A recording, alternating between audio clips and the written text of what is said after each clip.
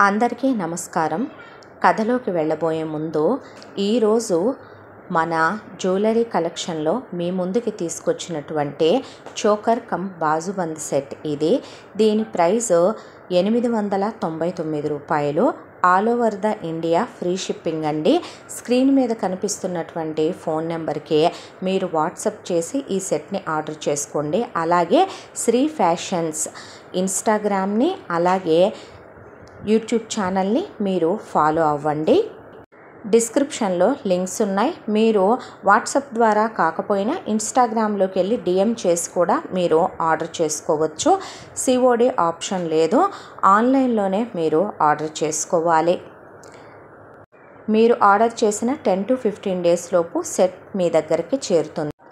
ఈరోజు మనం చెప్పుకోబోయే కథ భార్యామణి.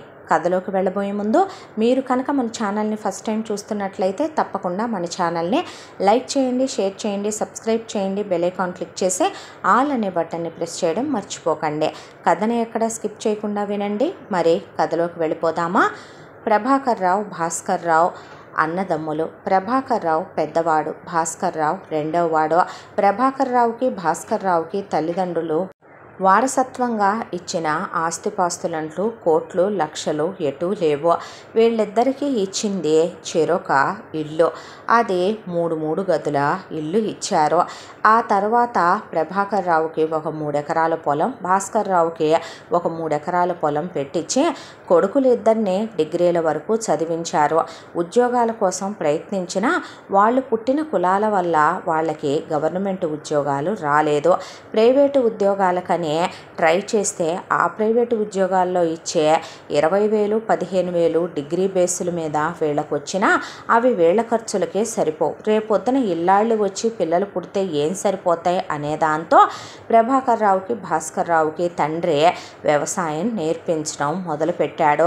చిన్నప్పటి నుంచి పుట్టి పెరిగింది వ్యవసాయదారుడికే కాబట్టి, రైతు కొడుకులే కాబట్టి వ్యవసాయాన్ని తొందరగానే నేర్చేసుకున్నారు.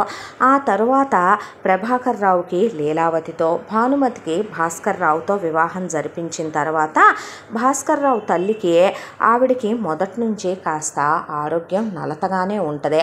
దాని మీద మనిషి వద్దు అంటే షుగర్ ఉన్న స్వీట్లు తినేస్తుంది, బీపీ ఉన్న పచ్చళ్ళు తినేస్తుంది దొంగతనంగా. దాంతో ఆవిడికి హెల్త్ బాగా అప్సెట్ అయ్యి హాస్పిటల్లో చూపించినా ఇక లాభం లేక ఆవిడ ఒకనాడు కాలం చేసింది. భార్య పోయిన తర్వాత భాస్కర్ రావు భార్య భానుమతి మామగారిని చిన్న కోడలే అయినప్పటికీ, బయట నుంచి వచ్చిన అమ్మాయే అయినప్పటికీ చాలా ప్రేమగా చూసుకునేది. అయితే ఆయన పొలంలో కుప్పలు వేశారు. వెళ్ళి అక్కడ పడుకుంటాను కాపలా కని వెళ్ళిన మనిషిని పాము కాటేసి భాస్కర్ రావు తండ్రి కాలం చేశాడు. ఆ తరువాత ఇక అన్నదమ్ములు అప్పటికే వేర్లు పడి చానాళ్ళయింది. ఇద్దరివి కూడా గుమ్మాలు వేరువేరు, ఇళ్ళు వేరువేరు, వ్యవసాయాలు వేరువేరు, కుంపట్లు వేరువేరు. ఇక ప్రభాకర్ రావు విషయంలో ప్రభాకర్ రావు బాగా వ్యసనపరుడు, తాగుతాడు, పేకాట్లాడతాడు. దానికి తోడు వేసలతో తిరిగే అలవాటు ఉంది. ఇక లీలావతి బాగా దుబారా మనిషి. ఉన్న 3 ఎకరాల పొలానికి తోడు ఎంతో కొంత తీసుకొని కౌలు చేసుకుంటూ వెళితే పర్వాలేదు, జీవితం హ్యాపీగా సాగిపోద్ది. మంచి రేటున్న పొలాలు, రోడ్డు పక్కన పొలాలు, తల్లిదండ్రి ఇచ్చిన 3 ఎకరాలు కూడా. లీలావతికి భానుమతికి అత్తగారు చెరొక 50 కాసులు బంగారం పెట్టే పోయింది. ఇక లీలావతికంటూ కానీ కట్న కానుకలు ఇవ్వలేదు. కానీ భానుమతికి ఆ రోజుల్లో 5 లక్షల క్యాషు, ఎకరం పొలము, దాంతోపాటు ఆవిడికి ఒక 25 కాసులు బంగారం పెట్టారు పుట్టింటి వాళ్ళు. లీలావతి పరమ దుబారా మనిషి కావటంతో అత్తగారు పెట్టిన నగలన్నీ హారతి కర్పూరం అయిపోయినాయి. ఈలోపు లీలావతికి 2 కూతుళ్ళు పుట్టడం కూడా అయిపోయింది.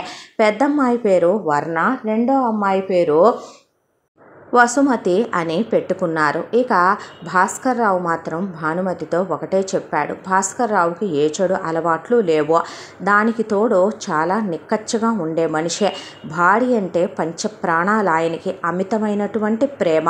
ఆయనకి ఫ్యూచర్ ప్లానింగు చాలా ఎక్కువగా ఉంటుంది. భానుమతి ఆ రోజుల్లో 10th క్లాస్ వరకు చదువుకుందే.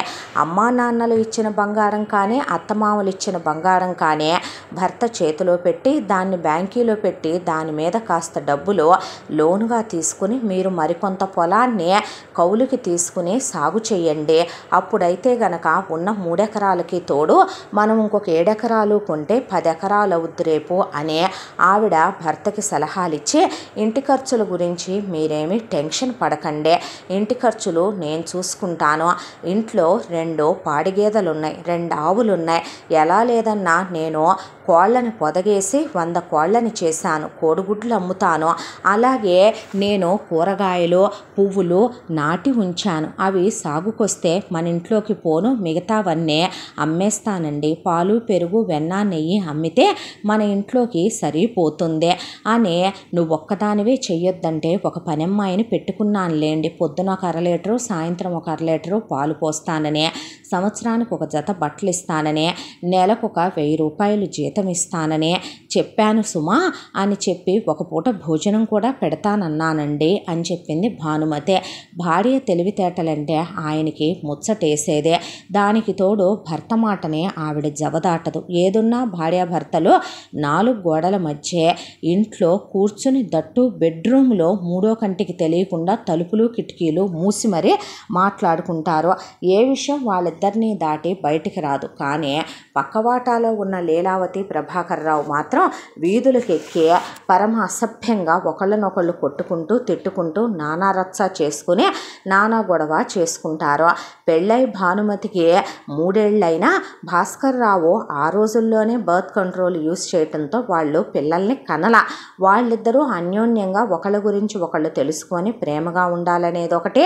భాస్కర్రావు తల్లిని భానుమతే చూసి, భాస్కర్రావు తండ్రిని భానుమతే ఆవిడే చూసుకొని, మామగారిని పైగా భాస్కర్రావు తల్లికి హాస్పిటల్ ఖర్చులన్నీ ఆయనే పెట్టుకొని, వాళ్ళ కర్మకాండల ఖర్చులు కూడా ప్రభాకర్రావు పెట్టుకోకపోతే ఆయనే పెట్టుకొని, దినదివసాల ఖర్చులు కూడా ఆయనే పెట్టుకొని, కాస్త డబ్బు లోట్లో ఉందని 4 రూపాయలు వచ్చాక పిల్లల్ని కనొచ్చలేమనమనే దాంతో కనలా.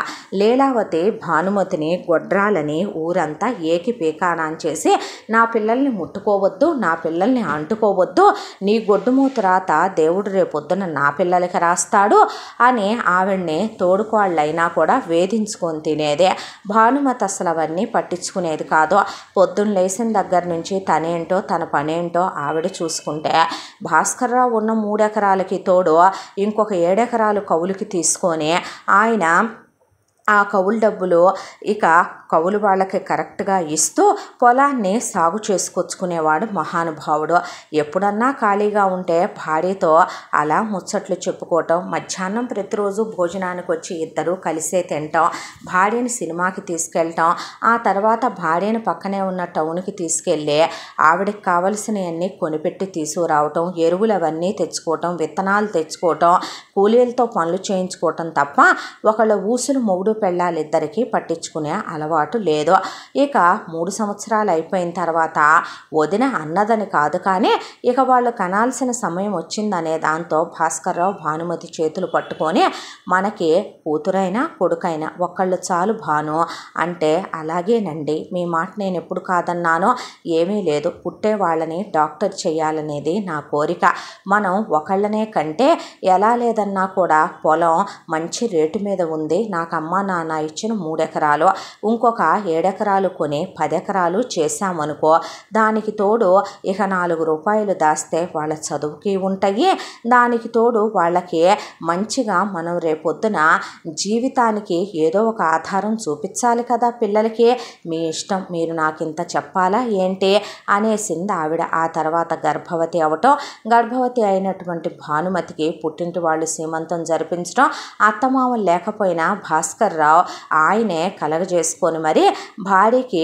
అత్తమామల్ని రమ్మనమనమని అత్తింటి సీమంతం చేయించి ఫోటోలు అవి తీయించి 9 నెలల తర్వాత అత్తమామల్ని పురుడు పోయిద్దంటే, చాలే ఊడుకో అల్లుడు, కావాలంటే ఇక్కడే టౌన్లోనే నీ పెళ్ళానికి పురుడు పోస్తాం, మేమేం పల్లెటూరికి తీసుకుపోలే కానీ అని చెప్పి అక్కడే పురుడు పోయించి తొలికాన్పు డబ్బులు ఆయన వద్దంటున్నా వాళ్లే కడితే బాబు పుట్టాడు. గౌతమ్ అనే పేరు పెట్టుకున్నారు పిల్లాడికి. ఇక ఆ తర్వాత పిల్లాడిని చాలా ఘనంగా పెంచి పెద్ద చేయాలని వాళ్ళేం అనుకోలేదు. కష్టం సుఖం తెలియాలి, క్రమశిక్షణలో పెంచాలి, వినయ విధేయతలు నేర్పాలి, ముందు సంస్కారం ఉండాలి, అమ్మా నాన్నలకి గౌరవం ఇవ్వాలి, పెద్దలకి విలువ ఇవ్వాలి, వాడికన్నా తక్కువ వాళ్ళని వాడు ఆదరించాలి, అన్నిటికన్నా ముఖ్యంగా వాడికి చదువు రావాలి, ఆ చదువు లేకపోతే వాడు ఎందుకు పనికిరాడనే దాంతో భాస్కర్ రావు ఇంట్లో చాలా స్ట్రిక్ట్గా ఉండేవాడు. ఆయన ప్రేమ కూడా మనసులోనే ఉంటుందని భానుమతికి తెలుసు. ఆవిడ కూడా అస్సలు చనువులు ఇవ్వటం, అలుసులు ఇవ్వటం, వెకిలిగా గారాబాలు చేయటం, ఇక నెత్తికెక్కించుకోవటం అలాంటి పనులు ఏవీ ఉండదు. చక్కగా కడుపు నిండా తిండి పెడతారు. దానికి తోడు చక్కగా ఖరీదైన బట్టలు కాకపోయినా మంచి బట్టలే ఇప్పిస్తాడు.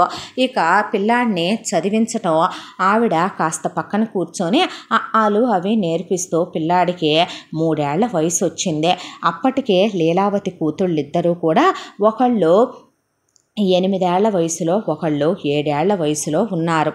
లీలావతి ఆ పిల్లల్ని స్కూలుకు పంపించేది లేదు, ప్రభాకర్ రావు బడికి పంపేది లేదు. పైగా తెలిసిన విషయం ఏమిటయ్యా అంటే ప్రభాకర్ రావు అమ్మా నాన్నలు ఇచ్చిన 3 ఎకరాల పొలం అమ్మేసుకున్నాడు. భాస్కర్ రావు అదమ్మటం ఏంటన్నా అంటే నువ్వెవడవరా నాకు చెప్పటానికి అనేసరికి ఇక ఆయన ఏమీ మాట్లాడలేదు. లీలావతి బంగారం మొత్తం అమ్మేయటం, ఇల్లు కూడా అమ్మేయటం అన్నీ అయిపోయి ఇక ఇల్లు ఇంకో 1 నెల రోజుల్లో కొన్న వాళ్ళకి అప్పగిస్తామనగా మొగుడు పెళ్ళాలు ఇద్దరూ కూడా పడుకున్న వాళ్ళని పడుకున్నట్టే పాము కాటేసి ఇద్దరు కాలం చేసేశారు. ఆ తర్వాత శవాల్ని గుమ్మం ముందు పడుకోబెట్టి లీలావతి పుట్టింటోళ్ళు వచ్చే ఈ దరిద్రపు ముండలిద్దరితో మాకు సంబంధం లేదు, ఈ పిల్లల్ని ఉంచుకుంటావో తీసుకెళ్ళి ఏ అనాథాశ్రమంలోనో పడేస్తావో భాస్కర్ రావు మాకు సంబంధం లేదు, అమ్మని నాన్నని మింగిన దరిద్రపై అని చెప్పి ఆ పిల్లల్ని వదిలేసి కాటి ఖర్చులు కూడా పెట్టుకోకుండా వాళ్ళు వెళ్ళిపోయారు. ఊళ్ళో వాళ్ళు ఏంటి భాస్కర్ రావు ఇదంటే ఎవరికి తప్పినా ఆయనకి తప్పదు కదా. దాంతో అన్నా వదినలకి ఆయనే కర్మకాండలు జరిపించి ఆ తరువాత వాళ్ళకి దశదన కర్మలు కూడా ఆయనే జరిపించాడు. అయిపోయాక ఇప్పుడు ఈ పిల్లల సంగతి ఏంటి, తీసుకెళ్ళి మరి అనాథాశ్రమంలో ఇయటమా, పిల్లలు లేని వాళ్ళకి దత్తత ఇచ్చేయటమా అంటే భాస్కర్ రావు వాళ్ళు నా అన్న పిల్లలు, ఎవరు అవుననుకున్నా కాదనుకున్నా వాళ్ళల్లో కూడా నా రక్తమే ప్రవహిస్తోంది, అలా ఎలా వదిలేస్తాను బాబాయ్, మా అమ్మా నాన్నల ఆత్మ శాంతిస్తుందా చెప్పు. వాణ్ణి వద్దు అంటే వ్యసనాలు మానలేకపోయాడు, వద్దు వదిన అంటే దుబారాలు మానలేకపోయిందే, బిడ్డల్ని కని చివరికి ఇలా వాళ్ళు పోవలసి వచ్చిందంటే వాళ్ళేం అలా పోలేదులే, ఉన్నన్నాళ్ళు నిన్ను పీకు తిని నీకు పడి ఏడ్చి నువ్వు బాగుపడ్డామని నీ పెళ్ళాం ఏదో సుఖపడిపోతుందని, నీ వదినేమీ తక్కువది కాదులే కానీ పోయిన వాళ్ళందరూ మంచోళ్ళు, ఉన్నోళ్ళందరూ తీపి గుర్తులని అనకూడదులే కానీ భాస్కర్ రావు ఒకటి చెప్పమంటావా, ఈ పిల్లల్ని ఇప్పటి వరకు స్కూల్లో వేయలే, పెద్దదానికి 8 చిన్నదానికి 7 వచ్చినాయి, రేపు ఎందుకైనా పనికొస్తాయా, బడి బద్దలు లేకపోతే దానికి తోడు ఇక వాళ్ళ అమ్మ సంగతి వాళ్ళ నాన్న సంగతి తెలియందేముందే, ఆ బుద్ధులు రాకుండా చూసుకోవాలి ముందు వీళ్ళనే, ఎందుకు వచ్చిన దరిద్రం, నువ్వే ఒకళ్ళని బాగా పెంచుకోవాలి, ఒకళ్ళని ఉత్తములుగా చెయ్యాలి అని అధములైన 4 కంటం కన్నా ఉత్తముడైన ఒకడిని కంటం నయమని బుడ్డోడిని ఒక్కడిని కన్నావు నువ్వు నీ కొడుకుని, అలాంటిది ఇప్పుడు ఆడముండల్ని తీసుకొని పెంచటం అంటే మాటలా, పైగా ఈ పిల్లలిద్దరిని నువ్వు రేపొద్దున బాధ్యత తీసుకోగానే అయిపోయిందా, వీటికి చదువులని గుడ్డని గోసని తిండని తిప్పలని మళ్ళీ వీటిని ఎంతైనా అమ్మా బాబులు పోయారు, బాబాయ్ ఎట్ట పెంచాడు పిన్ని ఎట్ట పెంచిందని మీకెందుకు ఈ దరిద్రాలన్నీ, తీసుకెళ్ళి వాళ్ళ అమ్మమ్మ తాతయ్యోళ్ళే మాకు అక్కర్లేదు, మేనమావులు పిన్నులు పెద్దమ్మలు మాకు వద్దని వదిలిచ్చేసుకుంటే వాడు దరిద్రాలను ఎవరో ఒకళ్ళకి పారేసో లేదంటే గనక ఏ అనాథాశ్రమంలోనూ ఇసిరేసి రారాదు ఎదవ దరిద్రాలు, రేపు ఏదైనా వీళ్ళ అమ్మలాగా నోరు కుదరకుండానే తయారవుతాయో, సాడేలు మారి మందలాగా వీళ్ళ నాన్నలాగా వ్యసనాలకే బానిసలవుతాయో, వీళ్ళ అమ్మేమైనా చదువుకుందా నిషానిదైతే వీళ్ళ నానేమన్నా చదువుకున్న చదువుకు ప్రయోజనం ఉంచాడా, రేపొద్దున ఇయ్యట్టవుతాయో పెద్దయ్యాక అంత మాట అనొద్దు, వీళ్ళు అలా కాకుండా నేను చూసుకుంటాను అనే భాను పిల్లలిద్దరిని మనం తీసుకుందాం, మన సొంత పిల్లల్లాగే చూస్తావు కదూ, ఏం మాటలండి అవే, మీరు నాకు చెప్పాలా ఏంటి అని ఆవిడ వర్ణని వసుమతిని దగ్గరికి తీసుకుంది. ఆ తర్వాత అన్నపిల్లల బాధ్యత భాస్కర్ రావే తీసుకున్నాడు. ఉన్నంతలోనే ఆయన పిల్లాన్ని చాలా పెద్ద స్కూల్లో వేయాలనుకున్న మనిషి కాస్త ఇక ముందు ఖర్చుల గురించి ఆలోచించడం మొదలుపెట్టాడు. అయితే పిల్లల్ని కూర్చోబెడితే పిల్లాడికి చిన్నప్పటి నుంచే ఆల్రెడీ అరగదీసి వీళ్ళు పెన్సిల్ గ్రిప్పింగులు అయ్యి ఇంగ్లీష్ రైమ్స్ అలా నేర్పించుకుంటూ వస్తే వాడు చాలా బ్రహ్మాండంగా అలా క్యాచ్ చేసేస్తాడు ఏదైనా ఉంటే.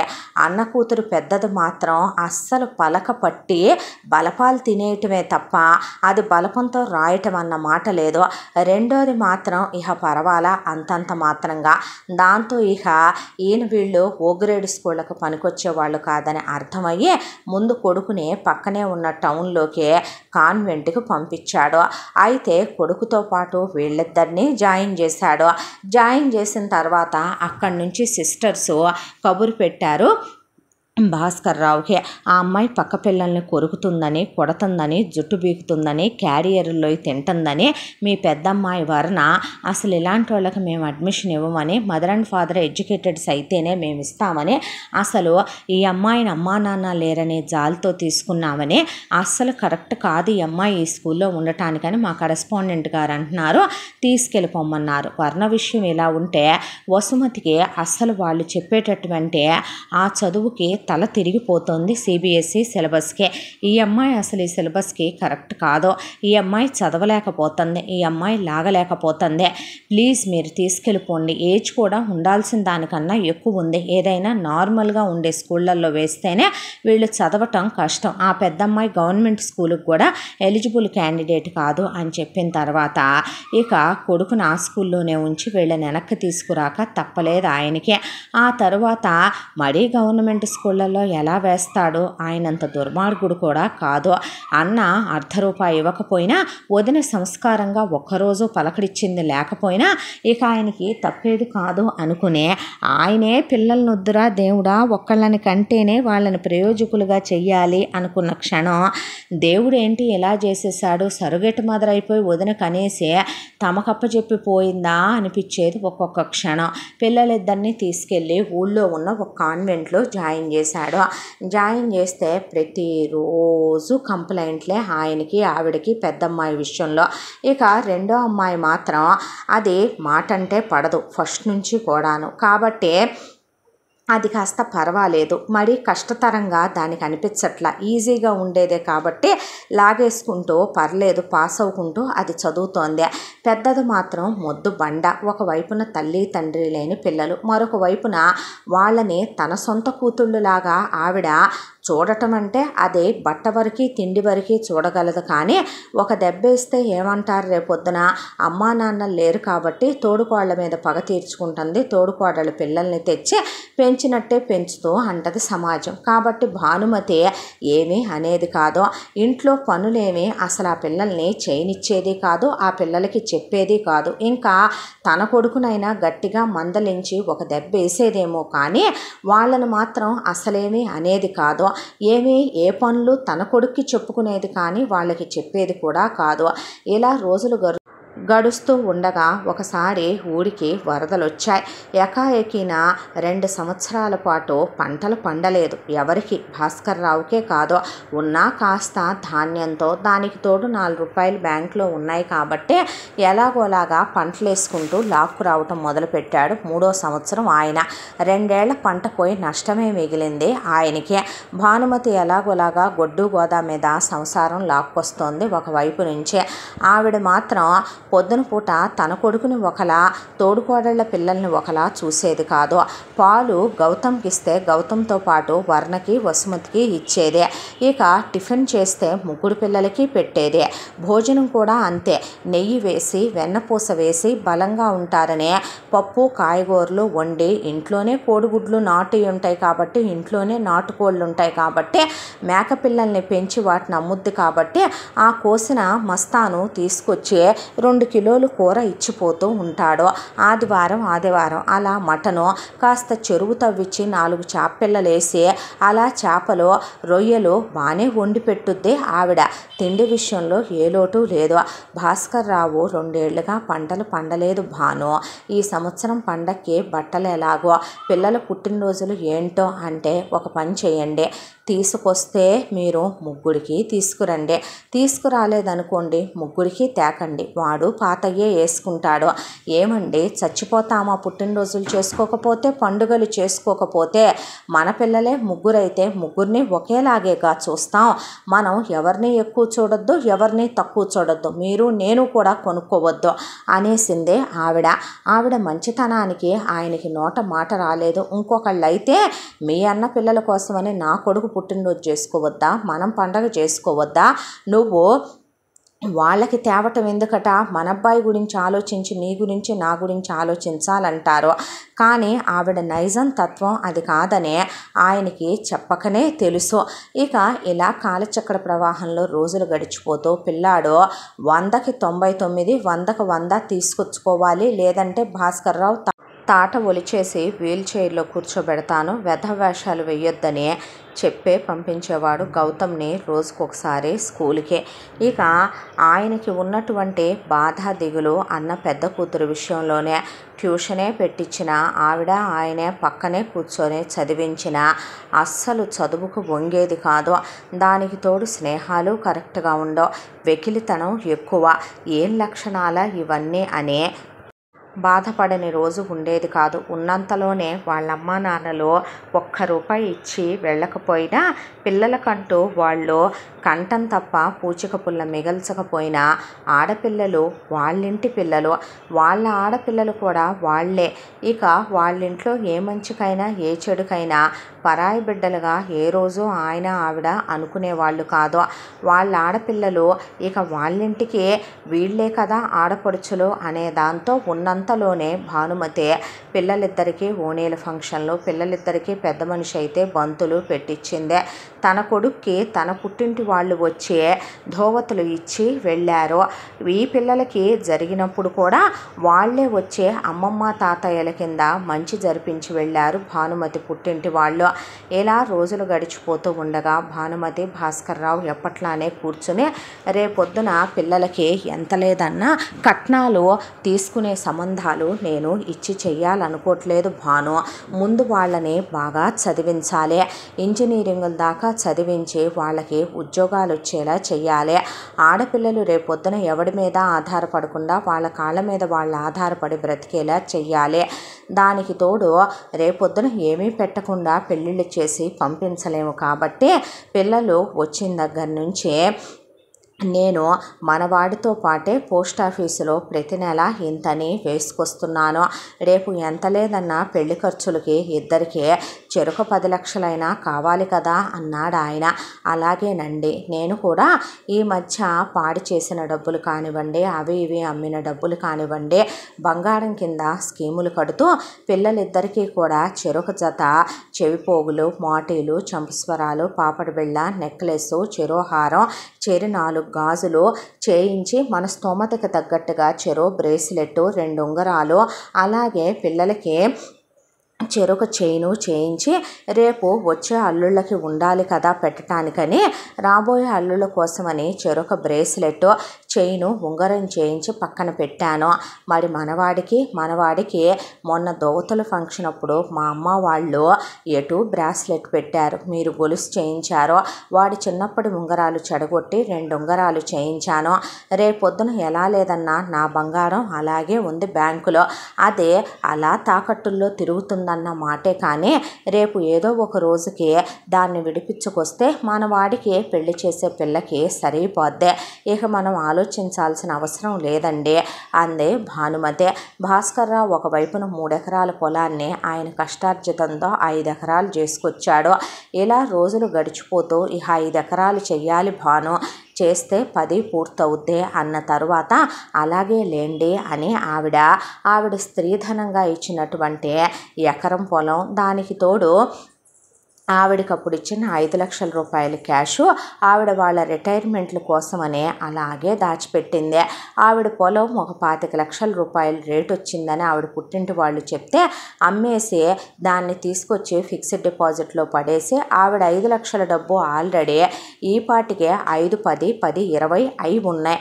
అవి ఇవి కలిపి రేపొద్దున భర్త తను కొడుకు మీద కూడా ఆధారపడకూడదు.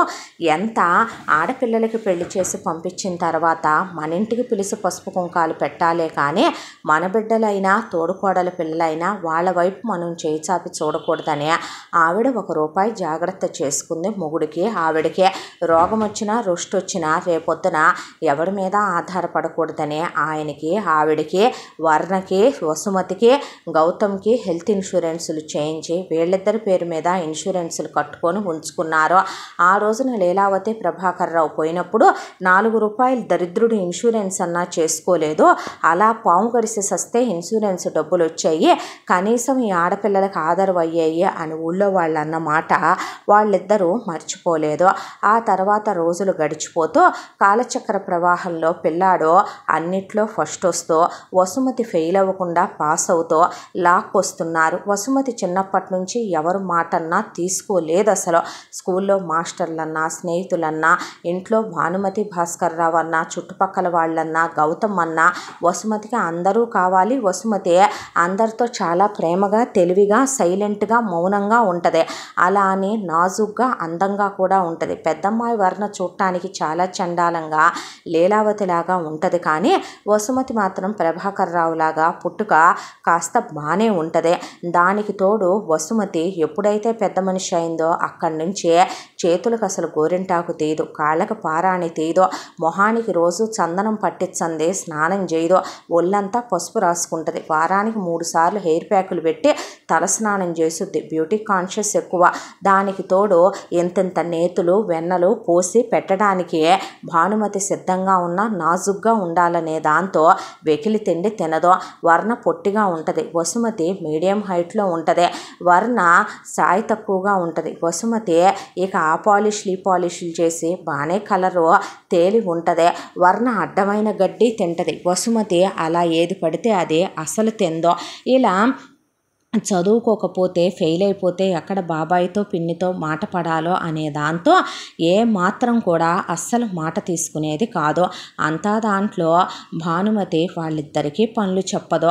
ఏదో చిన్న చిన్న పనులు, బాబాయ్ కాఫీ ఇచ్చిరండనో, లేదంటే కనుక పొలానికి వెళ్ళి క్యారియర్ ఇచ్చిరండనో, అది కాదంటే కాస్త కూరగాయలు తరిగి పెట్టండనో, బట్టలు మడతేయండమ్మా అనో, ఇంట్లో బట్టలమ్మాయి ఉంది, పనమ్మాయి ఉంది, ఆవిడ పని చేసుకుంటుంది. అసలు ఏ పని చెప్పరు. ఆయన పళ్ళవి బాగా తెచ్చి పెడతాడు, తిని నిగనిగలాడుతా బాగానే ఉంటారు. ఇలా రోజులు గడిచిపోతూ కాలచక్ర ప్రవాహంలో పెద్దమ్మాయిని మాత్రం 10th మొత్తం ఆల్ సబ్జెక్ట్స్ ఫెయిల్ అయి కూర్చుంది. గుండెల మీద రాయి పడిపోయింది భాస్కర్ రావుకి. ఊళ్ళో వాళ్ళంతా మేము చెప్పామా, దానమ్మ నిషాని అయితే దానికి తోడు పైటేసి 10 రోజులు కాలేదు నీ అన్న కూతురు, ఇక అది చేసే సావాసాలు చూసావా, తోటల్లో మామిడి తోటలో ఇదే కనపడుతుంది, వాములు సాట్న ఇదే కనపడుతుంది, ఇదిగో మున్సిపు గారి అబ్బాయికి ప్రేమలేఖ రాసిందంట, ఇదిగో వాడికి కన్ను గీటిందంట, జాతరలో వీడిని గోకిందంట, గుడి దగ్గర వాడిని అజ్జేసిందంట. తలకాయ పగిలిపోయి ఒకవైపున భాస్కర్ రావుకి బుర్ర పనిచేయకుండా పోయి భానుమతికి, నీకు చెప్పామా భానుమతి, నువ్వు విన్నావా, ఎంతైనా నీ కడుపును పుట్టిందా నీ బుద్ధులు రావటానికి, గుడిసెటి దాని కడుపును పుడితే గుడిసెటి బుద్ధులు రాక ఏడకబోతాయంట. దానమ్మకి ఏనాడన్నా నోరు కుదిరిందా, ఊళ్ళో ఎవరితైనా సక్రంగా ఉన్న ఆడదా, ఇది ఉంటాకి దీది ఏం చేసిందో తెలుసా, మా పెరట్లో దొంగతనంగా మా గోడ దూకి జాంకాయలు కోసుకొని పారిపోయిందే, మా పొలంలో మామిడికాయలు కోసుకెళ్ళిందే, స్నేహితురాలను వేసుకొచ్చి చింతకాయలు తీసుకెళ్ళింది. ఇది చేసే సావాసాలు ఎట్టాగున్నాయో తెలుసా, అదుపు తప్పిన సావాసాలు. రేపొద్దున ఎవడో ఒకటితో కాలు జారి కడుపు తెచ్చుకుందంటే పరువు బాధ్య మీకు, మీ ఇష్టం అనేశారు ఊళ్ళో వాళ్ళంతా. ఆవిడకి ఒకవైపున తల బద్దలైపోతూ బుర్ర పనిచేయకుండా పోయిందే. ఇక ఏది ఏమైనా అన్న కూతుర్ని చదివించి తీరాలనే దాంతో భాస్కర్ రావు ఆయనే దగ్గర కూర్చొని, ఆవిడ కూర్చొని, ఒకవైపున వసుమతి చెప్పి, ఒకవైపున గౌతమ్ చెప్పి రుద్ది రుద్ది రుద్ది రుద్ది రుద్ది వర్ణని ఇక మళ్ళీ సప్లీ రాయించుకొచ్చాడు. అప్పుడు ఆల్ సబ్జెక్ట్స్లో 3 పాస్ అయి మళ్ళీ మిగతాయి ఫెయిల్ అయిందే, మళ్ళీ రాయించాడు. ఆ తర్వాత మళ్ళీ రాయించాడు. 3 అటెంప్ట్స్ రాసిన తర్వాత మొత్తానికి 10th కంప్లీట్ అయ్యింది. 10th కంప్లీట్ అయిన తర్వాత ఇక ఇంటర్లో జాయిన్ చేసేద్దామని ఆయన అనుకున్నాడు. అయితే నేను చచ్చిపోతానని, నేను బ్రతకనని, నన్ను మీరు చదివిస్తుంటే ఆ చదువు నా బుర్రకు ఎక్కట్లేదని, నా తల బద్దలైపోతుందని, నా వల్ల కాదని నానా గోల, నానా అల్లరి, నానా యాగి చేసింది. ఇక ఆయనకు అసలు అర్థం కాక, నేను పురుగుల మందు తాగుతాను బాబాయ్, నా వల్ల కాదు పిన్ని అని కాళ్ళు వాటేసుకొని ఏడ్చేసేపాటికి గౌతమ్ వసుమతి అలా నుంచుంటే ఊళ్ళో వాళ్ళంతా నీకేం పని లేదా భాస్కరం, ఎందుకు వచ్చిన గోలరా అబ్బాయి నీకు అంటే, అది కాదు పిన్ని, అది కాదు బాబాయ్ అంటే, అసలు ఇప్పుడు ఇది చదువుకోనంటే ఎలాగా రేపు, అది చదువబ్బే రకం కాదు, ఎటు 18 ఏళ్ళు వచ్చినాయి కదా, 10వ తరగతి దాకా లాగిచ్చావు కదా, ఎవడో ఒకడిని చూసి మంచి పిల్లోడిని ముడిపెట్టావు అనుకో, శుభ్రంగా ఆడితో పొగులు రేత్రి కాపురం చేసి, దీనికి ఆ కాపురం దేశ, మొగుడు దేశ, కోరికల దేశ, మగాళ్ళ దేశ ఎక్కువలే కానీ నీకు చెప్పినా అర్థం కావు మగపిల్లోడివి, శుభ్రంగా పిల్లల్ని కానీ అత్త మామ ఇల్లు సంసారం అప్పడాలు ఒడియాలు వీటికే పనికొచ్చుద్ది, గొడ్డకాడ పేడెత్తుకోవటం, ఆ పేడ పిడకలు కొట్టుకోవటం, ఆటికి తప్పి దేటికి పనికొచ్చేది కాదులేరా అన్నారు ఊళ్ళో వాళ్ళు. అన్న తర్వాత భాస్కర్ రావుకి బుర్ర పంచేయక భానుమతితో రాత్రిపూట పడగదిలో, ఏంటి భాను ఇదే, నేను చదివించి ప్రయోజకుల్ని చేద్దామంటే ఇదేంటి ఇలా తయారైంది అంటే, మీకు నేను ఇప్పటిదాకా ఒక విషయం చెప్పలేదండి, చిన్నదాని విషయంలో భయం లేదు, టెన్షన్ పడక్కర్లేదు, చిన్నది మీరు నేను భయపడితే హై అంటే ఆగే స్టేజ్లోనే ఉంది, మనోడి గురించి మీరు వాడు కాళ్ళు చేతులు విరుస్తానంటారు, నేను భయంగానే ఉంచుతాను కాబట్టి మగపిల్లాడైనా టెన్షన్ లేదు, పెద్దదాని స్నేహాలు బాలేదు, చూపు బాలేదు, ఒంటి తీరు బాలేదు, మాట తీరు బాలేదు, అది టీవీల్లో చూసేవి కరెక్ట్గా లేవు, అది చేసే స్నేహాలు కరెక్ట్గా లేవు, ఎటు అమ్మా నాన్నలు పోయారు, బాధ్యత మీరు తీసుకున్నారు, అందరూ దులిపేసుకున్నారు, రేపొద్దున ఊళ్ళో వాళ్ళు అన్నట్టుగా ఏదైనా జరిగేలాగానే ఉంది, వయసు అండి అది ఎవరాపినా ఆగదు, మనం ఎంతవరకని ఇంట్లో పెట్టి ఉంచగలం, అప్పుడు పంజరంలో చిలకల్లా బంధించారంటారు, ఖైదు చేశారంటారు, మేమేం తప్పు చేశామంటారు, అనుమానించారంటారు, వాళ్ళ కూతుళ్ళని అయితే అలా నిర్బంధిస్తారా అంటారు, హౌస్ అరెస్ట్ చేస్తారా అంటారు, అలాగని బయటకు వదిలేస్తే ఆ అమ్మాయి చేసే స్నేహాలు స్నేహితురాళ్ళు కరెక్ట్గా లేవు, దానికి తోడు ఏ పొలానికో వెళ్ళి ఎంతసేపు అండి ఒక ఆడదానికి మగాడికి మధ్య తప్పు జరగటానికి, మీరు తెలియని వారా చెప్పండి, ఏదో ఒకటి జరగకముందే నిజంగానే ఇందాకొచ్చిన మీ పిన్ అన్నట్టు, మీ బాబాయ్ వాళ్ళు అన్నట్టు, ఊళ్ళో వాళ్ళందరూ అన్నట్టు ఒక మంచి సంబంధం చూడండి, పెళ్లి చేసి పంపిద్దాం, అది నిజంగా కూడా మొగుడుతో సంసారం చేసి ఇల్లు వాకిలి పిల్లా పాపలు అత్తామామల్ని చూసుకోవటానికి తప్ప, సంసారాలకి తప్ప, అది మిగతా చదువు సంఖ్యలకి పనికిరాదండి, ఇంటి పని వంట పని నేనెటు నేర్పించే ఉంచాను, నేను పనులు చేయించకపోయినా నేను చక్కగా అన్నం వండటం, కూరలు వండటం, పచ్చళ్ళు పట్టడం, ఒడియాలు పట్టడం, అప్పడాలు ఒత్తటం, బట్టలు ఉతకటం, అంట్లు తోమటం, ఇంటి పని, చివరికి గేదెల దగ్గర పని, మొక్కలు నాటడం దగ్గర నుంచి అన్నీ నేర్పా, పెళ్లి చేస్తే అది పర్ఫెక్ట్గా ఒక ఇల్లాలుగా పనికొస్తుంది, పెళ్లి వయసు ఎటు వచ్చింది కదా, ఒళ్ళెటు ముదిరింది కూడా కదా అన్నది భానుమతి. అనేసరికి ఇక భాస్కర్ రావు, సరే మరి అయితే పెళ్ళిళ్ళ పేరైన పిలిచి సంబంధాలు చూడమంటాను, చూడమంటే చూడమని కాదండి, అది మన బిడ్డ కాదు అన్నట్టు, మీ అన్న కూతురు అన్నట్టు కాదు, మన రక్త మాంసాలు పంచుకొని పుట్టాల్సిన బిడ్డ మీ వదిన కడుపులో ఉండి పుట్టింది అన్నట్టే చూడండి, వాళ్ళమ్మ ఎలాంటిదైనా నన్ను గొడ్రాలన్నా నేను అలా వాళ్ళని అనుకోలేను, మంచయ్యి చేతిలో పెడితేనే ఆడపిల్లల జీవితాలు సంతోషంగా ఉంటాయి అంటే, చచ్చ అలా ఎందుకు చేస్తా, నా గురించి నీకు తెలీదా అన్నాడు ఆయన. అలా మొత్తానికి పెళ్ళిళ్ళ పేరే బోల్డ్ అని సంబంధాలు తీసుకొస్తే ఆయనకి ఏదే నచ్చల, ఫైనల్గా ఒక సంబంధం నచ్చింది, అబ్బాయి పేరు కార్తీక్, గవర్నమెంట్ ఉద్యోగంలో ఉన్నాడు, కులాలు వీళ్ళై వాళ్ళై ఒకటే, కాకపోతే వర్ణ వయసు 18 అయితే ఆ అబ్బాయి వయసు 26, 27 దాకా ఉంటుంది, ఆ అబ్బాయి వాళ్ళ అమ్మ నాన్నకి బాగా పండే పొలం ఒక 10 ఎకరాలు ఉంది. వాళ్ళ నాన్నగారు వ్యవసాయం చేస్తాడు. వాళ్ళమ్మ భానుమతిలాగా ఇంట్లో ఖాళీగా ఉండే మనిషి కాదు. ఆవిడ కూడాను గొడ్డు గోద మంచి చెడ్డ చూసుకుంటూ ఒకవైపున వ్యవసాయం పనులు ఆయన చూస్తే పాడి పనులు ఆవిడ చూసుకుంటూ ఉంటుంది. పిల్లాడిది గవర్నమెంట్ ఉద్యోగం, పై రాబడి బాగా వస్తుంది, జీతం బాగా వస్తుంది. పిల్లాడు చూడటానికి బాగున్నాడు, ఏ చెడు వ్యసనాలు ప్రేమాయణాలు లేవు, పీజీ దాకా చదువుకున్నాడు. కాకపోతే వచ్చిన ప్రాబ్లం వల్ల పిల్లాడికి ఇప్పుడు దాకా పెళ్లి కాకపోవటానికి కారణం పిల్లాడికి ఓ చెల్లెలుంది సుచిత్ర అని. ఆ అమ్మాయి కులం మతం కాని వాడితో వీళ్ళ అమ్మా నాన్నల పరువు తీసి లేచిపోయింది.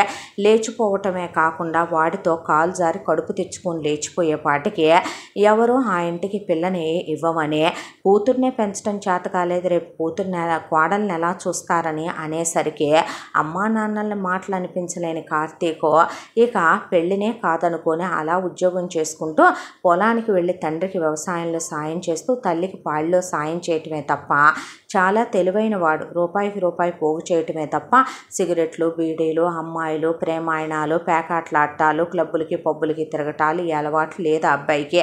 ఉండేది పల్లెటూరులో అమ్మా నాన్నలతోనే. పెద్ద ఇల్లు కూడా ఉంది, మండవాలోగిలి ఇల్లు. ఇక క్యాషు స్థలాలు పొలాలు ఇల్లు వాకిళ్ళు బంగారాలకి ఏ లోటు లేదు. కారు ఉంది, బండి ఉంది అబ్బాయికి, దానికి ఏ లోటు లేదు. రోజు టౌన్కి అప్ అండ్ డౌన్ వెళ్ళొస్తాడు. మంచి పరువు ప్రతిష్టలు పేరు ప్రఖ్యాతులు ఉన్నటువంటి కుటుంబం వాళ్ళదే. అబ్బాయి గురించి పెళ్ళిళ్ళ పేరయ్య ఉన్నది ఉన్నట్టుగానే చెప్పుకొచ్చాడు భాస్కర్ రావుకి భానుమతికే.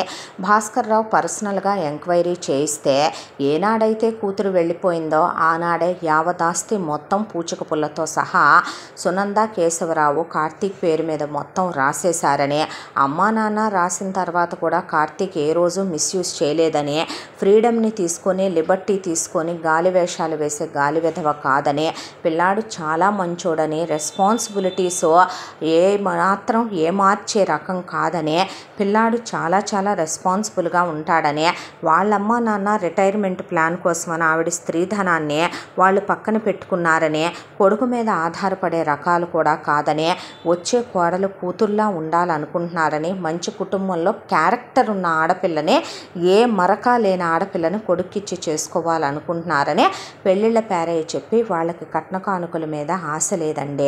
రూపాయి కట్నం వాళ్ళు ఆశించట్లేదు. వాళ్ళకున్న ఎకరా పొలం రేటు దాదాపు 50 నుంచి 70 లక్షల మధ్యలో ఉంది. మీ పొలాల్లాగే వాళ్ళ పొలాలు బాగా రేట్లున్న పొలాలు. దానికి తోడు కేశవరావు గారు 3 పంటలు వేస్తాడు. పిల్లాడిది బాగా రాబడొచ్చే ఉద్యోగం. మీరెక్కడైనా ఎంక్వైరీ చేసుకోండి.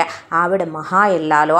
ఇంట్లో 10 ఆవులు 10 గేదెలు కోళ్ళు కుక్కలు మేకలు పనోళ్ళు జీతగాళ్ళు ఈ చూసుకోవటం తప్ప, పూజ పునస్కారాలు తప్ప, గుళ్ళు గోపురాలు తప్ప మరో దేశ పట్టించుకునే మనిషి కాదు.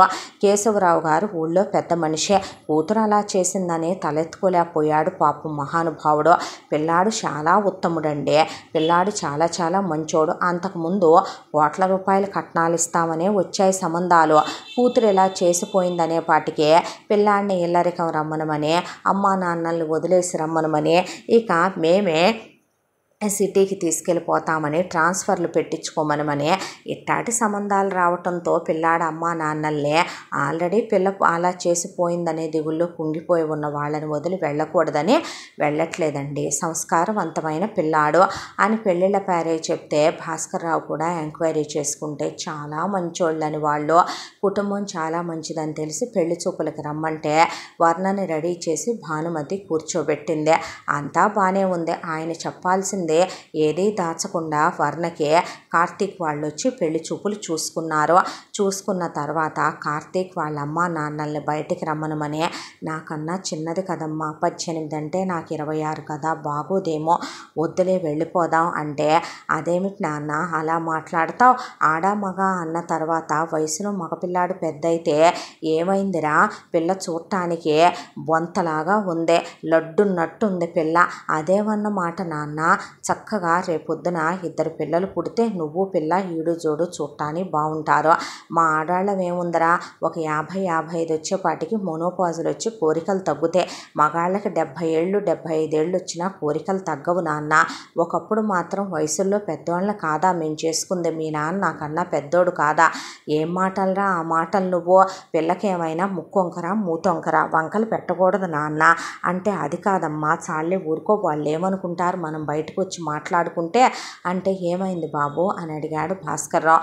అబ్బాయి ఇలాగంటున్నాడంటే నువ్వేం అలా అనుకోవద్దయ్యా, నిజమే కదా మీ అమ్మ నాన్న అన్న మాట కూడా అంది భానుమతి. అన్న తర్వాత తను నాకు నచ్చిందండి అని కార్తీక్ అన్న తర్వాత, అలాగే బాబు మంచి రోజు చూసుకొని ముహూర్తాలు పెట్టుకుందామండి అని చెప్పి భాస్కర్రావు వాళ్ళు వీడ్కోలు చెప్పారు. వాళ్ళకే వాళ్ళు వెళ్ళేటప్పుడు భాస్కర్రావు చేతులు పట్టుకొని మాకు కానీ కట్న కానుకలు వద్దనే, ఎంగేజ్మెంట్ ఖర్చులు పెళ్లి ఖర్చులు మావేననే, పిల్లని పంపండి చాలని, మీరు వచ్చి అక్షంతలు వేసేళ్ళండి చాలనే, అమ్మా నాన్న లేని పిల్లని మీరే 10th క్లాసు చదువు రాకపోయినా సరే 3 సార్లు రాయించి పాస్ చేయించారంటే మీ గొప్పతనం మేము మరువలేవనే వాళ్ళు ఎంతో ఇదిగా వీళ్ళతో సంస్కారవంతంగా చెప్పెళ్తే, కార్తీకు నిజంగా మీరు చాలా గొప్ప అంకుల్, ఎవరు మీలా రెస్పాన్సిబిలిటీస్ తీసుకోరు అన్న తర్వాత ఆయన ఆవిడ నవ్వితే వెళ్ళిపోయాడు అక్కడి నుంచి. ఇక కార్తీక్ అమ్మా నాన్నని తీసుకొని ఆ తర్వాత మొదలుపెట్టింది వర్ణ.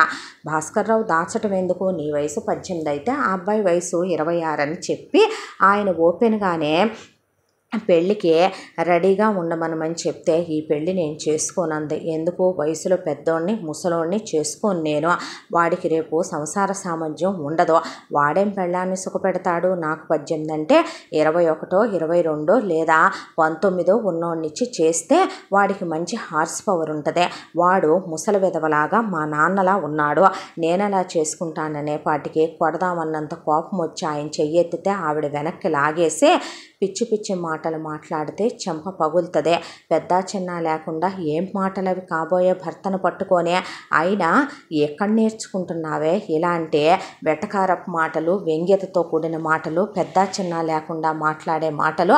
మనం ఆడవాళ్ళం, మనకి ఒక వయసు వచ్చిన తర్వాత కోరికలు పిల్లలు బాధ్యతలు సంసారాలు అనే పిల్లల్ని కన్నాక తగ్గుతాయి, కానీ మగాళ్ళకి బాధ్యతలన్నీ తీరిపోయి 50 ఏళ్ల వయసు నుంచి కోరికలు పెరుగుతాయి.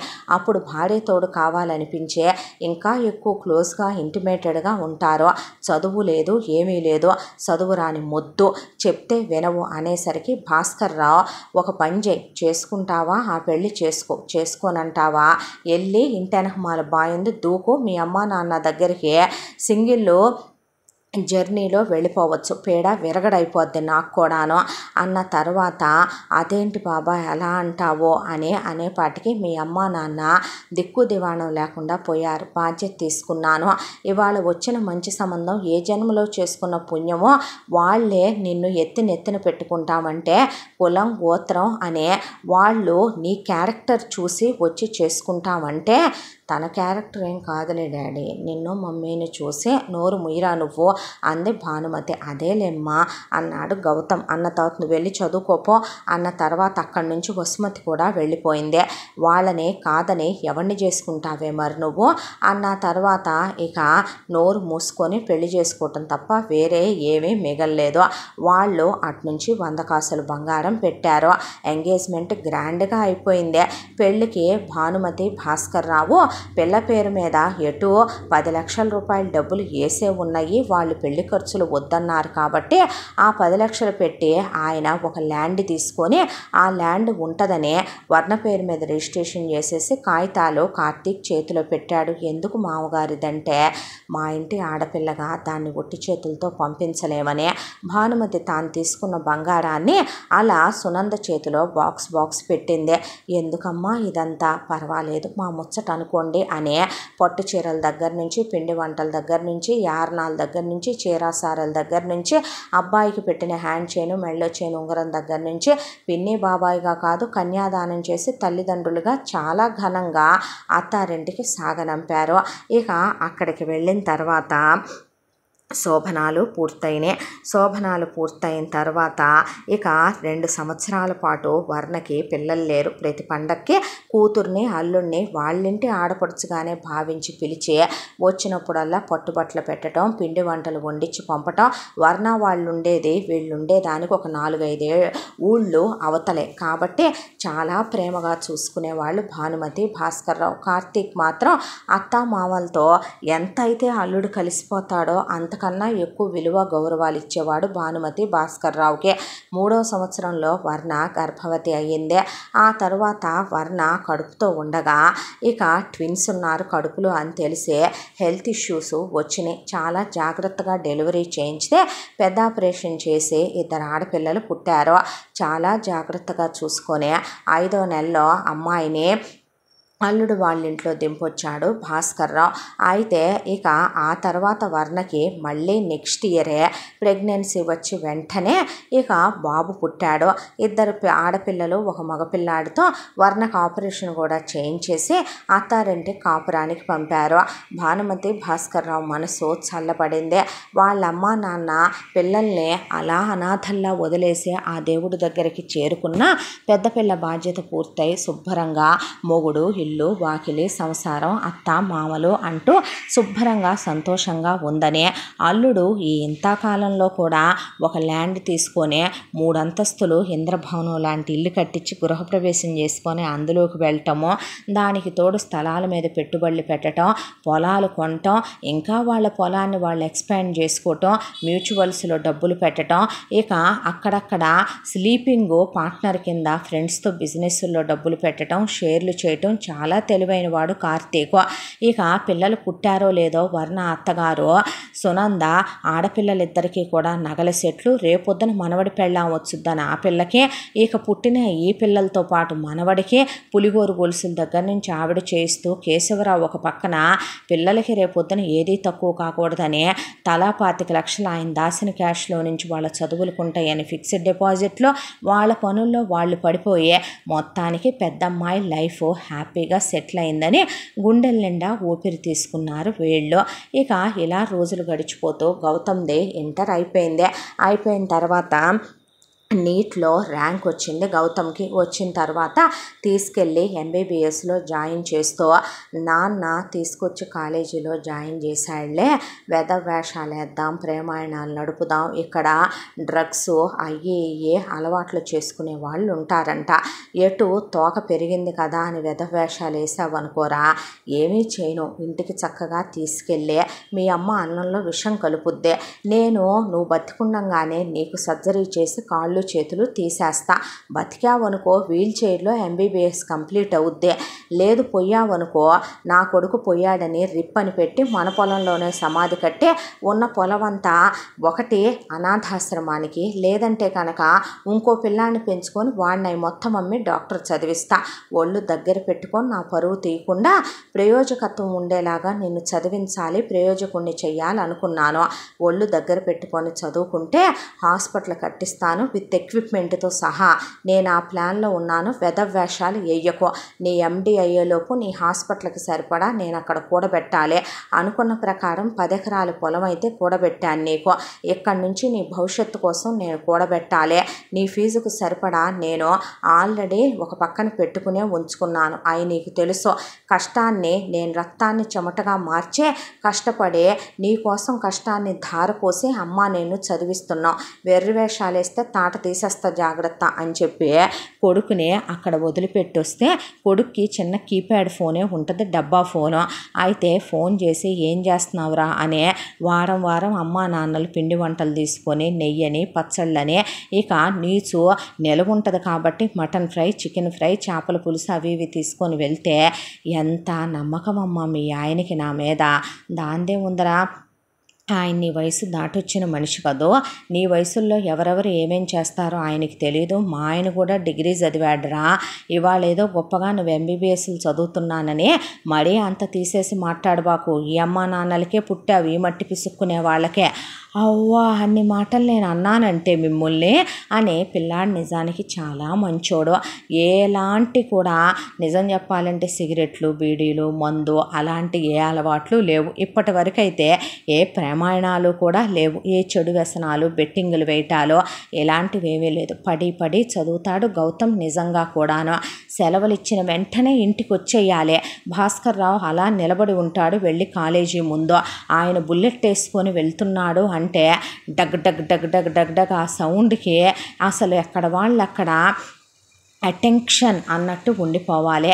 ఏ రోజైతే కనుక పిల్లలు పుట్టారో ఆ రోజు నుంచే ఆయన పిల్లల ముందు భార్యతో సైతం నవ్వడు, భార్యతో సైతం ఒక జోకులు వేయడు. చాలా స్ట్రిక్ట్గా, చాలా క్రమశిక్షణగా ముందు మనమే ఉండాలి, ఉంటేనే మన పట్టి పిల్లలు ఉంటారు అనే దాంతో ఏదున్నా ఆయన భార్యతో ఆయన మధ్యాహ్నం భోజనానికి వచ్చినప్పుడు పిల్లలు స్కూళ్ళకి కాలేజీలకి వెళ్ళిపోతారు కాబట్టి ఆవిడతో సరదాగా సమయం గడిపి కలిసి భోంచేసి ఇద్దరు కబుర్లు చెప్పుకోవటం, రాత్రి పిల్లలందరికీ భోజనం పెందలాడి పెట్టి వాళ్ళు తినేసి పడుకున్నాక ఇద్దరు కలిసి తినే పడగదిలో ఇంటిమేటెడ్గా క్లోజ్గా ఉంటూ ఆవిడ తల్లో పూలు పెట్టి కాళ్ళకు గోరింటాకు పెట్టి ఆవిడని ఒళ్ళో పడుకోబెట్టుకొని గుండెల మీద పడుకోబెట్టుకొని ఆవిడ ఒంట్లో బాగోకపోతే ఆవిడ కాళ్ళు ఒత్తుతో ఆవిడ వండితే తప్ప ఆయన తినడు. ఆవిడ ఒంట్లో బాగోపోతే ఆయనకి కాలు చెయ్యి ఆడదు. ఆ రోజంతా అసలు ఆవిడకి బాగోపోతే పచ్చి మంచినీళ్ళు ముట్టుకోడు. ఇంట్లో వర్ణ, వసుమతి ఇద్దరు ఉన్నా వీళ్ళు వండినా లేదా ఎవరైనా వండినా ఆయన అస్సలు ముట్టుకోడు. ఆయన చేత్తోనే వండి ఆవిడకి పెట్టుకొని ఆవిడకి సపర్యలు చేసి స్నానం చేయించే ఆవిడ లేచేంత వరకు ఆయనకి మనశ్శాంతి ఉండదు. అంత ప్రేమగా చూసుకునే భర్త ఆయన భార్యకే. బయట ప్రపంచానికి మాత్రం బాబాయ్ అంటే ఇంకేముంది, బుల్లెట్ మీద వచ్చేటటువంటి ఒక రాక్షసుడు. ఇక భాస్కర్ రావు అంటే అందరూ కూడా అమ్మో చండశాసనం ఉండవాడు అనుకుంటారు ఊళ్ళో. నిజం చెప్పాలంటే భాస్కర్ రావులో రొమాంటిక్ యాంగిల్ అనేది ఒకటి ఉందని కొడుక్కి కూడా తెలియదు. అంత స్ట్రిక్ట్గా ఉంటాడు ఆయన. మగపిల్లాన్ని హద్దుల్లో పెంచాలి అనే దాంతో చాలా స్ట్రిక్ట్గా ఉంటాడు కొడుకుతో. అలాగనే కొడుకంటే ప్రాణమైనటువంటి ప్రేమ. అన్న కూతుళ్ళైనా ఆయన కూతుళ్ళే అనుకునేంత అభిమానం, ప్రేమ. వాళ్ళ భవిష్యత్తుల గురించి లేనిదే ఎవరు ఆలోచిస్తారో అంతా ఆలోచించే గొప్ప హృదయం ఆయనదే. ఇక మరొక వైపున వసుమతిని ఇంజనీరింగ్లో జాయిన్ చేద్దాం అనుకుంటే ఇంజనీరింగు నాకు ఇష్టం లేదు బాబాయ్, నేను ఇదే ఊళ్ళోనే నేను డిగ్రీ కాలేజీ ఉందిగా డిగ్రీలో జాయిన్ అవుతానంటే ఎందుకని అన్నాడు భాస్కర్ రావు. నాకు ఇంజనీరింగ్ అంటే భయం బాబాయ్, అంత పెద్ద కాలేజు, ఆ మనుషులు అవన్నీ అంటే నాకు టెన్షన్ వచ్చేస్తుంది అంటే అయితే ఒక పంచే పీజీ చేసి గవర్నమెంట్ ఉద్యోగానికి రాయి, గవర్నమెంట్ ఉద్యోగం వచ్చిన తర్వాత అప్పుడే పెళ్లి చేసుకుందో కానీ. అలాగే బాబాయ్ అంది వసుమతే. ఇక ప్రతిరోజు కూడా ఒళ్ళు దగ్గర పెట్టుకొని వెళ్ళమని భానుమతి చెప్పేది వసుమతికే. ఆవిడ ప్రేమ కూడా మనసులోనే ఉంటుంది. ఆడపిల్లలు ఏ ముద్రతోనూ అత్తారింటికి వెళ్ళకూడదు. అది తల్లిదండ్రులుగా వాళ్ళు మోసినా మొయ్యకపోయినా పెంచిన తల్లిదండ్రులుగా మోయటానికి వీళ్ళు సిద్ధంగా ఉండేవాళ్ళు కాదు. పిల్లని పొద్దున్నే రెడీ చేశాక భాస్కర్ రావు ఆయన బుల్లెట్ మీద తీసుకెళ్ళి కాలేజీ దగ్గర దింపి మళ్ళీ సాయంకాలం కాలేజీ వదిలే టయానికి అక్కడే ఉండేవాడు.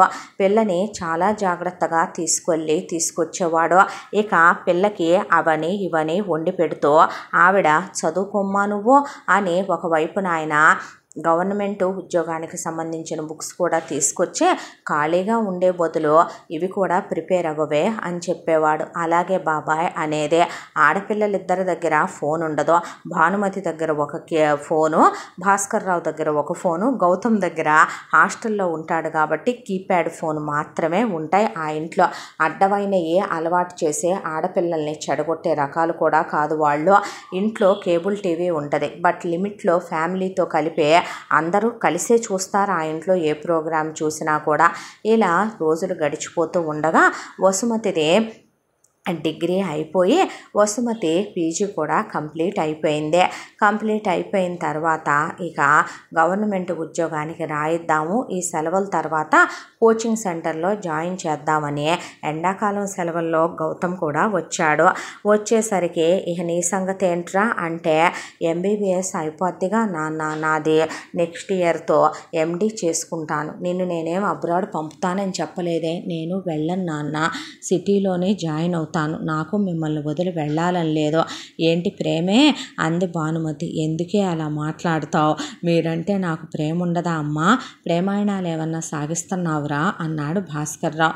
చిచ్చి, ఇప్పుడు దాకేం లేదు. అంటే ఇంటికి మీదట ఉంటాయనా నాన్న? అంటే మీ నాన్న నా వయసు దాటొచ్చాడంటావు. నిజం చెప్తున్నానమ్మా, నీ మీదొట్టే నేనేం చేయలేదే. అలా అంటే సర్లే నమ్మేద్దాం అన్న తర్వాత నిజమ్మా అని గౌతమ్ వెళ్ళి చదువుకోపో. సర్లే అని చెప్పి అప్పుడు అంత ఎంబీబీఎస్ చదువుతున్నా సరే కొడుకునేమి వాళ్ళు చిన్నప్పటి నుంచే బంగారు ఉయ్యాలలో వేసి పెంచాలి, వెండి చెప్పులు వేసి పెంచాలి, డైమండ్ స్పూన్తో పెట్టి పెంచాలని వాళ్ళకి 4 రూపాయలు ఉన్నా వాళ్ళు ఏ రోజు అనుకుంది లేదు. పిల్లాన్ని 10 ఏళ్ల పిల్లాడప్పటి నుంచే పొలానికి తీసుకెళ్ళి ఆయన వ్యవసాయం నేర్పాడు, ఏ పంటలు ఏంటనేది నేర్పాడు. గౌతమ్ ఇప్పుడు ఒక్కడే 10 ఎకరాల పొలాన్ని అలా వ్యవసాయం చేసేయగలడు. అంత ఒకవైపున వ్యవసాయం పని కూడా ఆయన నాలెడ్జ్ నేర్పించి ఉంచాడు. భానుమతి, రేపొద్దున నీకొచ్చే భార్య నీ కింద బానిస కాదురా, ఒక ఇంట్లో ఆ పిల్ల మహారాణిలాగానే పెరుగొచ్చుద్ది అని పిల్లాడికి ఆవిడ ఇంటి పని నేర్పింది, వంట పని నేర్పింది. ఒంట్లో బాగోపోతే భార్యకి నువ్వే తల్లి, తండ్రి, అక్కయ్య, చెల్లె, నువ్వు జాగ్రత్తగా చూసుకోవాలి, పెళ్ళాన్ని అనుమానించకూడదు, ప్రేమగా చూసుకోవాలి, సంస్కారవంతంగా మగపిల్లాడిని కూడా ఆడపిల్లలకి పీరియడ్స్ వస్తాయి, నీకు 2 అక్కలున్నారు, నేనున్నాను, అప్పుడు ఆడదాన్ని ఇంకా ప్రేమగా చూసుకోవాలి, ఆడదాంతో శృంగారంలో పైశాచికంగా ప్రవర్తించకూడదు, ఆడదాని మనసు అర్థం చేసుకోవాలి, ఆడదానికి కూడా కోరికలు ఆశలు ఉంటాయి, మగాడికే కాదు ఎక్స్పెక్టేషన్స్ ఉంటాయని ఒకవైపున ఆయన ప్రేమగా ఉండాలని, వాళ్ళ మనసు వాళ్ళు చెప్పకుండానే మనం అర్థం చేసుకోవాలని, వాళ్ళ చూపులతో చెప్పే భాషనే మనం వాళ్ళు ఏం చెప్తున్నారనేది తెలుసుకోగలిగితేనే మనం వాళ్ళు వేరు కాదనే, తల్లి తండ్రులతో ఉండేది పేగుబంధం, తోడబుట్టిన వాళ్ళతో ఉండేది రక్తబంధం, ఒక భర్తతో ఉండేదేరా మానసిక శారీరక బంధం అని పిల్లాడికి వాళ్ళన్నీ చెప్పుకొచ్చుకుంటూ పెంచుకొచ్చారో, ఎలాగైతే తమ కొడుక్కి చెప్పారో వర్ణకి వసుమతికి కూడా వాళ్ళవన్నీ చిన్నప్పటి నుంచి చెప్తూనే పెంచారో.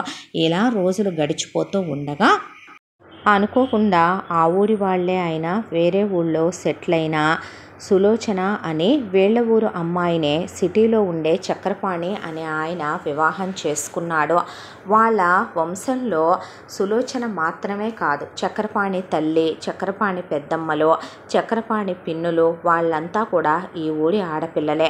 ఈ ఊరి అమ్మాయిని పెళ్లి చేసుకుంటే వాళ్ళ కాపురాలు పచ్చగా ఉంటాయనే, సంస్కారానికి ఈ ఊరు ఆడపిల్లలు మారుపేరనే, అలాంటి మంచి పిల్లల్ని మనం ఎక్కడ వెతికినా దొరకరనే, కాబట్టి తన పుట్టింటి ఊరు నుంచే కోడల్ని తెచ్చుకోవాలనేది సులోచన కోరిక. ప్రతి సంవత్సరము కూడా అక్కడికి వచ్చి మొక్కులు చెల్లించుకొని వెళుతూ ఉంటారు వాళ్ళు. ఇక చక్రపాణి విషయానికి వస్తే ఆయనది పెద్ద గవర్నమెంట్ ఉద్యోగం, బాగా స్థిరచరాస్తులు ఉన్నటువంటి స్థితిమంతుల కుటుంబం వాళ్ళదే. చక్రపాణి వాళ్ళు ఇక్కడ అత్తగారి ఊరే అయినా సులోచనకి పుట్టింటి వాళ్ళు స్త్రీధనం పెట్టిన పొలం కాక అత్తారి ఊరైన ఈ ఊర్లో ఆయన పెట్టుబడులు పెట్టి చాలా పొలాలు కూడా కొన్నాడు. అవి కౌలుకిచ్చి చూడటానికి కూడా వాళ్ళు సంవత్సరానికి ఒకసారి వస్తారు. వాళ్ళకు కూడా ఇక్కడ తోటలోనే ఒక బంగ్లా కూడా ఉంది. కాకపోతే వచ్చిన ఆ 10 రోజులు 20 రోజులు కూడా భార్యాభర్త వచ్చి వెళ్ళటం, ఆ వచ్చినప్పుడు వాళ్ళు కాస్త ప్రశాంతంగా ఏకాంతంగా సమయం గడపటంతో ఊళ్ళో వాళ్ళకి పెద్ద టచింగ్స్ వాళ్ళతో ఉండవు. అయితే అలా వచ్చిన సులోచన చక్రపాణి ఈసారి ఒక పని మీద వచ్చారు. వాళ్ళ అమ్మాయి కవితకి పెళ్ళైపోయి యుఎస్లో సెటిల్ అయిపోయి అక్కడ ఎంఎస్ చేసి జాబ్ చేస్తోంది. అల్లుడు బంగారు కొండ. పిల్ల ఎటు సెటిల్ అయిపోయింది, పిల్లకి ఇవ్వాల్సింది ఇచ్చి పంపించేశారు. ఉన్నది మొత్తం ఇక ఒక్కగానొక్క కొడుకు, తమ కూతురు కన్నా చిన్నవాడు శ్రీరామ్. ఆ శ్రీరామ్కే ఉన్న యావదాస్తి అంతా పెట్టాలనే అమ్మా నాన్నల కోరిక. దానికి తోడు ఈ ఊరు నుంచే కోడల్ని తెచ్చుకోవాలనేది సులోచన కోరిక.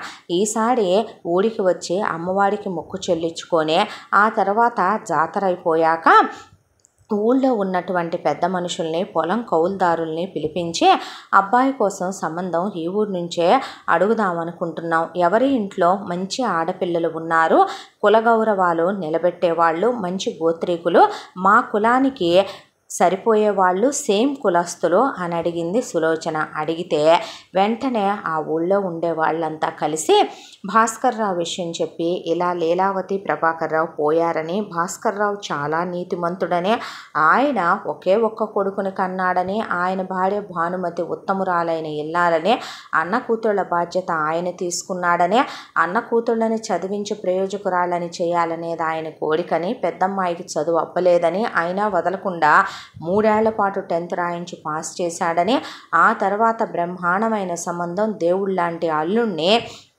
కార్తీక్నిచ్చి వర్ణకి వివాహం చేశాడని, దేవతల్లాంటి అత్తమామలని, బాగా స్థిరచరాస్తులున్న కుటుంబంలోకి పెద్దమ్మాయిని కానీ కట్నం లేకుండా చేసుకొని వెళ్ళారని, అయినా భాస్కర్రావు బాగానే పెట్టి పంపాడని, ఏనాడు తన కూతుళ్ళు కాదు అన్న కూతుళ్ళు అన్నట్టుగా ఆయన అసలు చూడడు అని, పెద్దమ్మాయికి ఆ తర్వాత 3 పిల్లలు పుట్టారని, మొగుడుతో శుభ్రంగా కాపురం చేసుకుంటుందని, పండక్కి పబ్బానికి వచ్చి వెళ్ళొద్దని, బట్టలు పెట్టి చీరాసార్లు పెట్టి పంపుతారని, ఇంటి ఆడపడుచులుగా వాళ్ళ గౌరవం విలువిచ్చి నెత్తిన పెట్టుకొని చూసుకుంటారని, వాళ్ళ 2వ అమ్మాయి వసుమతి ఉందని, పీజీ చేసిందని, గవర్నమెంట్ జాబ్కి ప్రిపేర్ చేద్దామనుకుంటున్నాడు భాస్కర్రావు అని, భాస్కర్రావు కొడుకు డాక్టర్ చదువుతున్నాడని, 2వ పిల్ల పెద్ద పిల్ల కన్నా అందంగా ఉంటుంది, ఎత్తుంటుంది, పొడవాటి జుట్టు, నాజుగ్గా ఉంటుంది, రంగు ఉంటుంది, చదువుకుంది, పైపెచ్చు పెద్దమ్మాయి కన్నా 2వ అమ్మాయికి ఇంకా సంస్కారం ఎక్కువ, వంచిన తలెత్తదు, నోట్లో నాలుక లేని పిల్ల,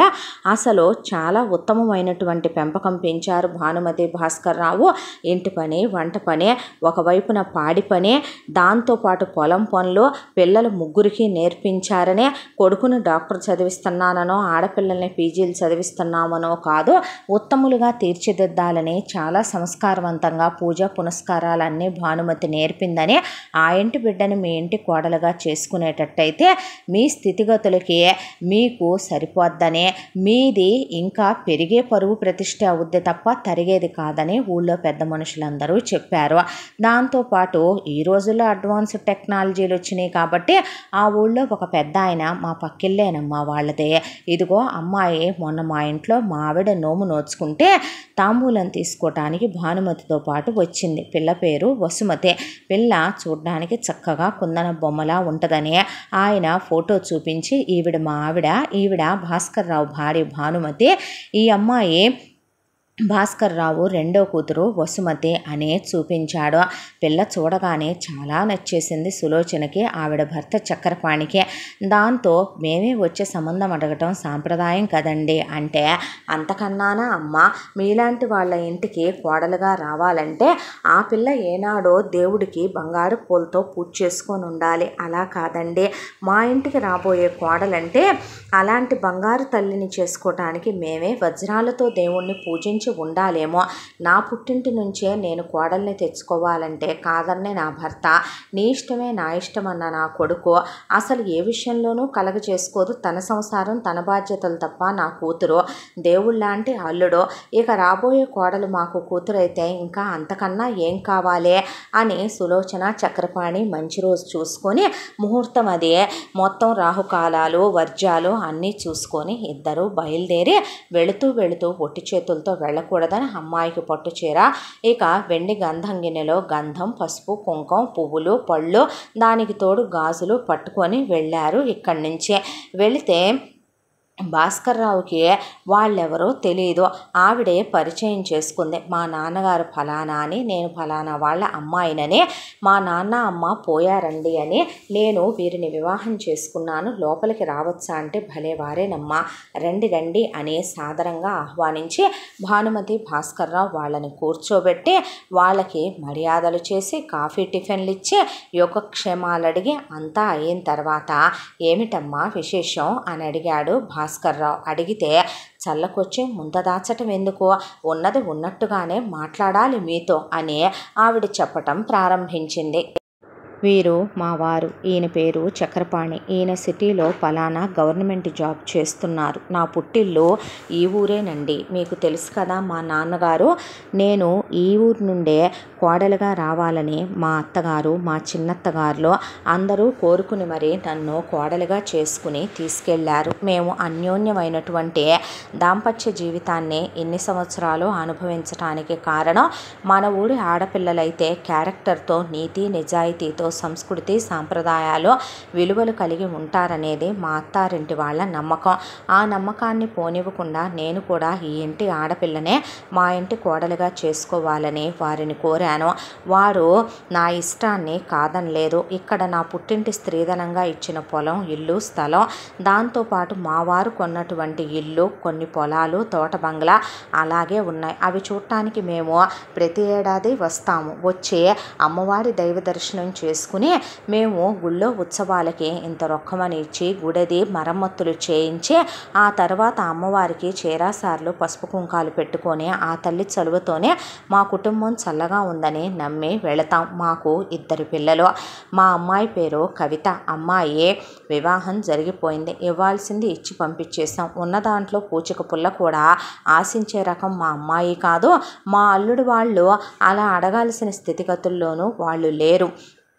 ఎందుకంటే మా అల్లుడు బాగా స్థితిమంతుడు. మా అమ్మాయి మా అల్లుడిది ప్రేమ వివాహం, ఒకటే కులం.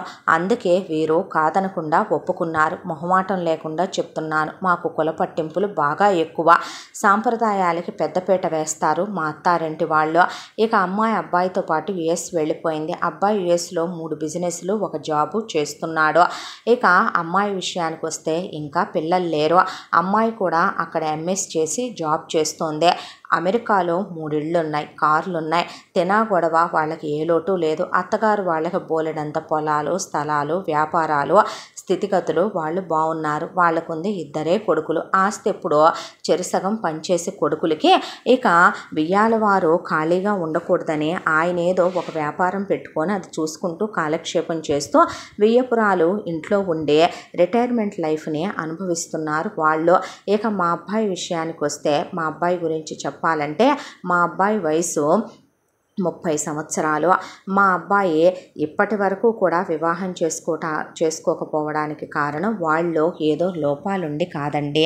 మా అబ్బాయికి కాలేజీ రోజుల్లో ఒక 2 బ్రేకప్లు ఉన్నాయి. అవి ఆ తర్వాత కాలేజీ డేస్ అన్న తర్వాత ప్రేమించడం, వాళ్ళతోనే జీవితం అనుకోవటం, వాళ్ళకి మాకు కులాలు కలవకపోవటం, స్థాయిలు హోదాలు కుదరకపోవటం, మా దాకా రాకుండానే వాళ్ళే వాళ్ళ అమ్మా నాన్నలు చెప్పారని ఫారెన్ సంబంధాలు చూసుకొని పెళ్ళిళ్ళు చేసుకొని వెళ్ళిపోవటం, అవన్నీ అలా జరిగిపోయాయి. ఇక అబ్బాయి చదువు మీదే కాన్సన్ట్రేషన్ చేసి, కెరియర్ మీదే కాన్సన్ట్రేషన్ చేసి ఇప్పుడు మా అబ్బాయి ఆఫీసులో ఈ పొజిషన్లో ఉన్నాడు. నెలకు మా అబ్బాయి సంపాదన లక్షల్లో ఉంటుంది. మా అబ్బాయి సిటీలో పెద్ద ఇంట్లో ఉంటాడు. పిల్ల ఉంది మా అబ్బాయికే. కార్లు ఉన్నాయి 2. మా అబ్బాయి మా దగ్గర నుంచి ఏదే ఆశించాల్సిన అవసరం లేదు. ఏ చెడు అలవాట్లు లేవు. ఇంట్రోవర్టు నా కొడుకు. ఏదున్నా మనసులో ఫీల్ అవటమే తప్ప అమ్మా నాన్నలవైనా మాకు కూడా చెప్పడు. Fitness freak. అంత సంస్కారవంతంగా మేము పెంచాము. మీ ఇంటికి ఎందుకు వచ్చామంటే మీ 2వ అమ్మాయి వసుమతిని మా అబ్బాయికి ఇచ్చి వివాహం జరిపించమని అడుగుదామని. విన్నామండి మీ అమ్మాయిది పీజీ కంప్లీట్ అయిందని. మీ అమ్మాయికి 24 సంవత్సరాలు వెళ్ళి 25 రాబోతున్నాయంట కదా. మా అబ్బాయికి 30 సంవత్సరాలు కదా. ఇద్దరికి 5 సంవత్సరాల గ్యాప్ ఉంది. అది దాచకూడదు. ఉన్నది ఉన్నట్టుగానే మాట్లాడుతున్నాం. ఇక అమ్మాయి కన్నా అబ్బాయి వయసులో కాస్త పెద్దవాడైతేనే మంచిదని మన పెద్దవాళ్ళు అంటారు. మీకు ఇష్టమైతేనే, మీ అమ్మాయికి నచ్చితేనే. మా అబ్బాయి బలవంతాలు చేస్తేనో, గట్టిగా మాట్లాడి ఒప్పిస్తేనో, లేదా మీరమ్మాయిని బలవంతం చేస్తేనో మా అబ్బాయి అసలు ఒప్పుకోడు. ఎందుకంటే మనస్ఫూర్తిగా భార్యాభర్తలుగా వాళ్ళు 100 ఏళ్ల పాటు కలిసి ఉండాల్సిన జంట. మా వాడికి మా ఇంటికి వచ్చే అమ్మాయే కోడలు కాదు కూతురు కావాలి అనుకుంటాం మేము. మాకు కానీ కట్న కానుకలు అక్కర్లేదు. మాకుంది ఒక్కగానొక్క కొడుకు. ఎంగేజ్మెంట్ ఖర్చులు, పెళ్లి ఖర్చులు మావే. అమ్మాయికి బంగారం, చీర, సార్లు ఏమాత్రం మా దర్జాకి తగ్గకుండా పెడతాను నేను. దానికి తోడు అమ్మాయి అబ్బాయి ఉండేది వేరు కాపురమే. పద్దాకా వెళ్ళి కొడుకు కాపురాల్లో తొంగి చూడటం, కొడుకు కోడలు ఎన్నింటికి లేస్తున్నారో, ఎంతసేపు గదుల్లో ఉంటున్నారో, కోడలు ఏం వంటలు వండుతుంది, పనివాళ్లతో పనులు ఎలా చేయించుతుంది, ఇలాంటి మాటలు మాట్లాడే రకాన్ని నేను కాదు, ఆయనకు అసలు అలాంటి కలగ చేసుకుంటే నచ్చదు. ఇక మా అమ్మాయి తమ్ముడికి ఫోన్ చేసి తమ్ముడి పెళ్ళాం గురించి ఇన్ఫర్మేషన్లు తీసే రకము కాదు. అది పద్దపద్దాకా వచ్చి తమ్ముడి కాపురంలో కలగ చేసుకోదు. వచ్చినా పుట్టిల్లు కాబట్టి 2 ఏళ్లకో 3 ఏళ్లకో వచ్చినప్పుడు అత్తారింటితో పాటు మా ఇంట్లో ఒక 10 రోజులు 20 రోజులు ఉండి వెళ్ళి వాళ్ళు సైట్ సీయింగ్లని మొక్కులని ఇండియాలో షాపింగ్లని చేసుకొని వెళ్ళిపోద్ది మా పిల్ల. ఇలా మా ఫ్యామిలీ గురించి ఉన్నది ఉన్నట్టుగానే చెప్పాము. అబ్బాయి ఇప్పుడు దాకా పెళ్లి చేసుకోలేదంటే ఎక్కడ దాకా వచ్చి మీ అమ్మాయినే అడుగుతున్నాం, కట్న కానుకలేమీ వద్దంటున్నామంటే మా అబ్బాయిలో లోపాలు ఉన్నాయి అనుకోకండి. అయ్యో ఏం మాటమ్మా అది, మేమెందుకంటామమ్మా అలాగా అన్నాడు భాస్కర్ రావు. ఏమీ లేదు, ఒకానొక రోజున మా వారు ఇలాగే వచ్చి నన్ను వివాహం చేసుకోవాలనుకున్న రోజు ఇదే ఊరు కదండి మా అమ్మ నాన్నలది కూడా. మా వారిని అలాగే అనుకున్నారు మా వాళ్ళు. ఆయన కూడా మా అబ్బాయిలాగా చాలా ఇంట్రోవర్ట్. గబాల్లా ఆయన మాట్లాడరు. ఆయన ప్రేమ ఆయన గుండె లోతుల్లోకి వెళ్ళి చూసిన నాకే తెలుసు. అందుకే చెప్తున్నాను, ఇన్నేళ్ల మా అన్యోన్య దాంపత్యంలో ఏ రోజు ఆయన నన్ను ఆయని కూడా అని ఎరగరు. ఇక గట్టిగా మందలించటాలు, గుడ్లురిమి చూడటాలు, భార్యాభర్తల మధ్య విశేషాలు 4 గోడలు దాటి బయటికి వెళ్ళటాలు, పరాయి వాళ్ళ విషయాల్లో కలగజేసుకోవటాలు, ఇలాంటివి ఏ రోజు ఆయన నా విషయంలోనూ చూసింది లేదు, నేను ఆయన విషయంలోనూ చూసింది లేదు. మీ ఇంటి ఆడపిల్లని మా ఇంటి కోడలుగా చేసుకోవటం మా ఇంటి అదృష్టమని భావించి నా పుట్టింటి ఊరు నుంచి కోడల్ని తీసుకెళ్లాలనే దాంతోనే ఇక్కడ దాకా వచ్చాను. ఇది మా అబ్బాయి ఫోటో చూడండి. చూడటానికి నా కొడుకు చాలా బాగుంటాడు, 6'2" ఎత్తుంటాడు. మా అబ్బాయి ఇక్కడ ఎంటెక్ చేసి అబ్రాడ్ వెళ్ళి ఎంఎస్ చేసి వచ్చాడండి. మా కొడుకు ఏ చెడలవాట్లు లేని బంగారు కొండ. మా అబ్బాయి పేరు శ్రీరామ్. మా అబ్బాయి నిజంగానే ఆ శ్రీరామచంద్రుడే. ఇక పరాయి ఆడవాళ్ళ వైపు చూడటం, మా అబ్బాయికి సిగరెట్ కానీ మందు కానీ ఎలాంటి వ్యసనాలు కూడా లేవు. నిజం చెప్పాలంటే గట్టిగా మాట్లాడడు కూడా. వాడు తినే తిండి స్పెషల్గానే ఉంటుంది, వాడు వేసుకునే బట్టలు స్పెషల్గానే ఉంటాయి, వాడి మాటలు ఆణిముత్యాల్లానే ఉంటాయి.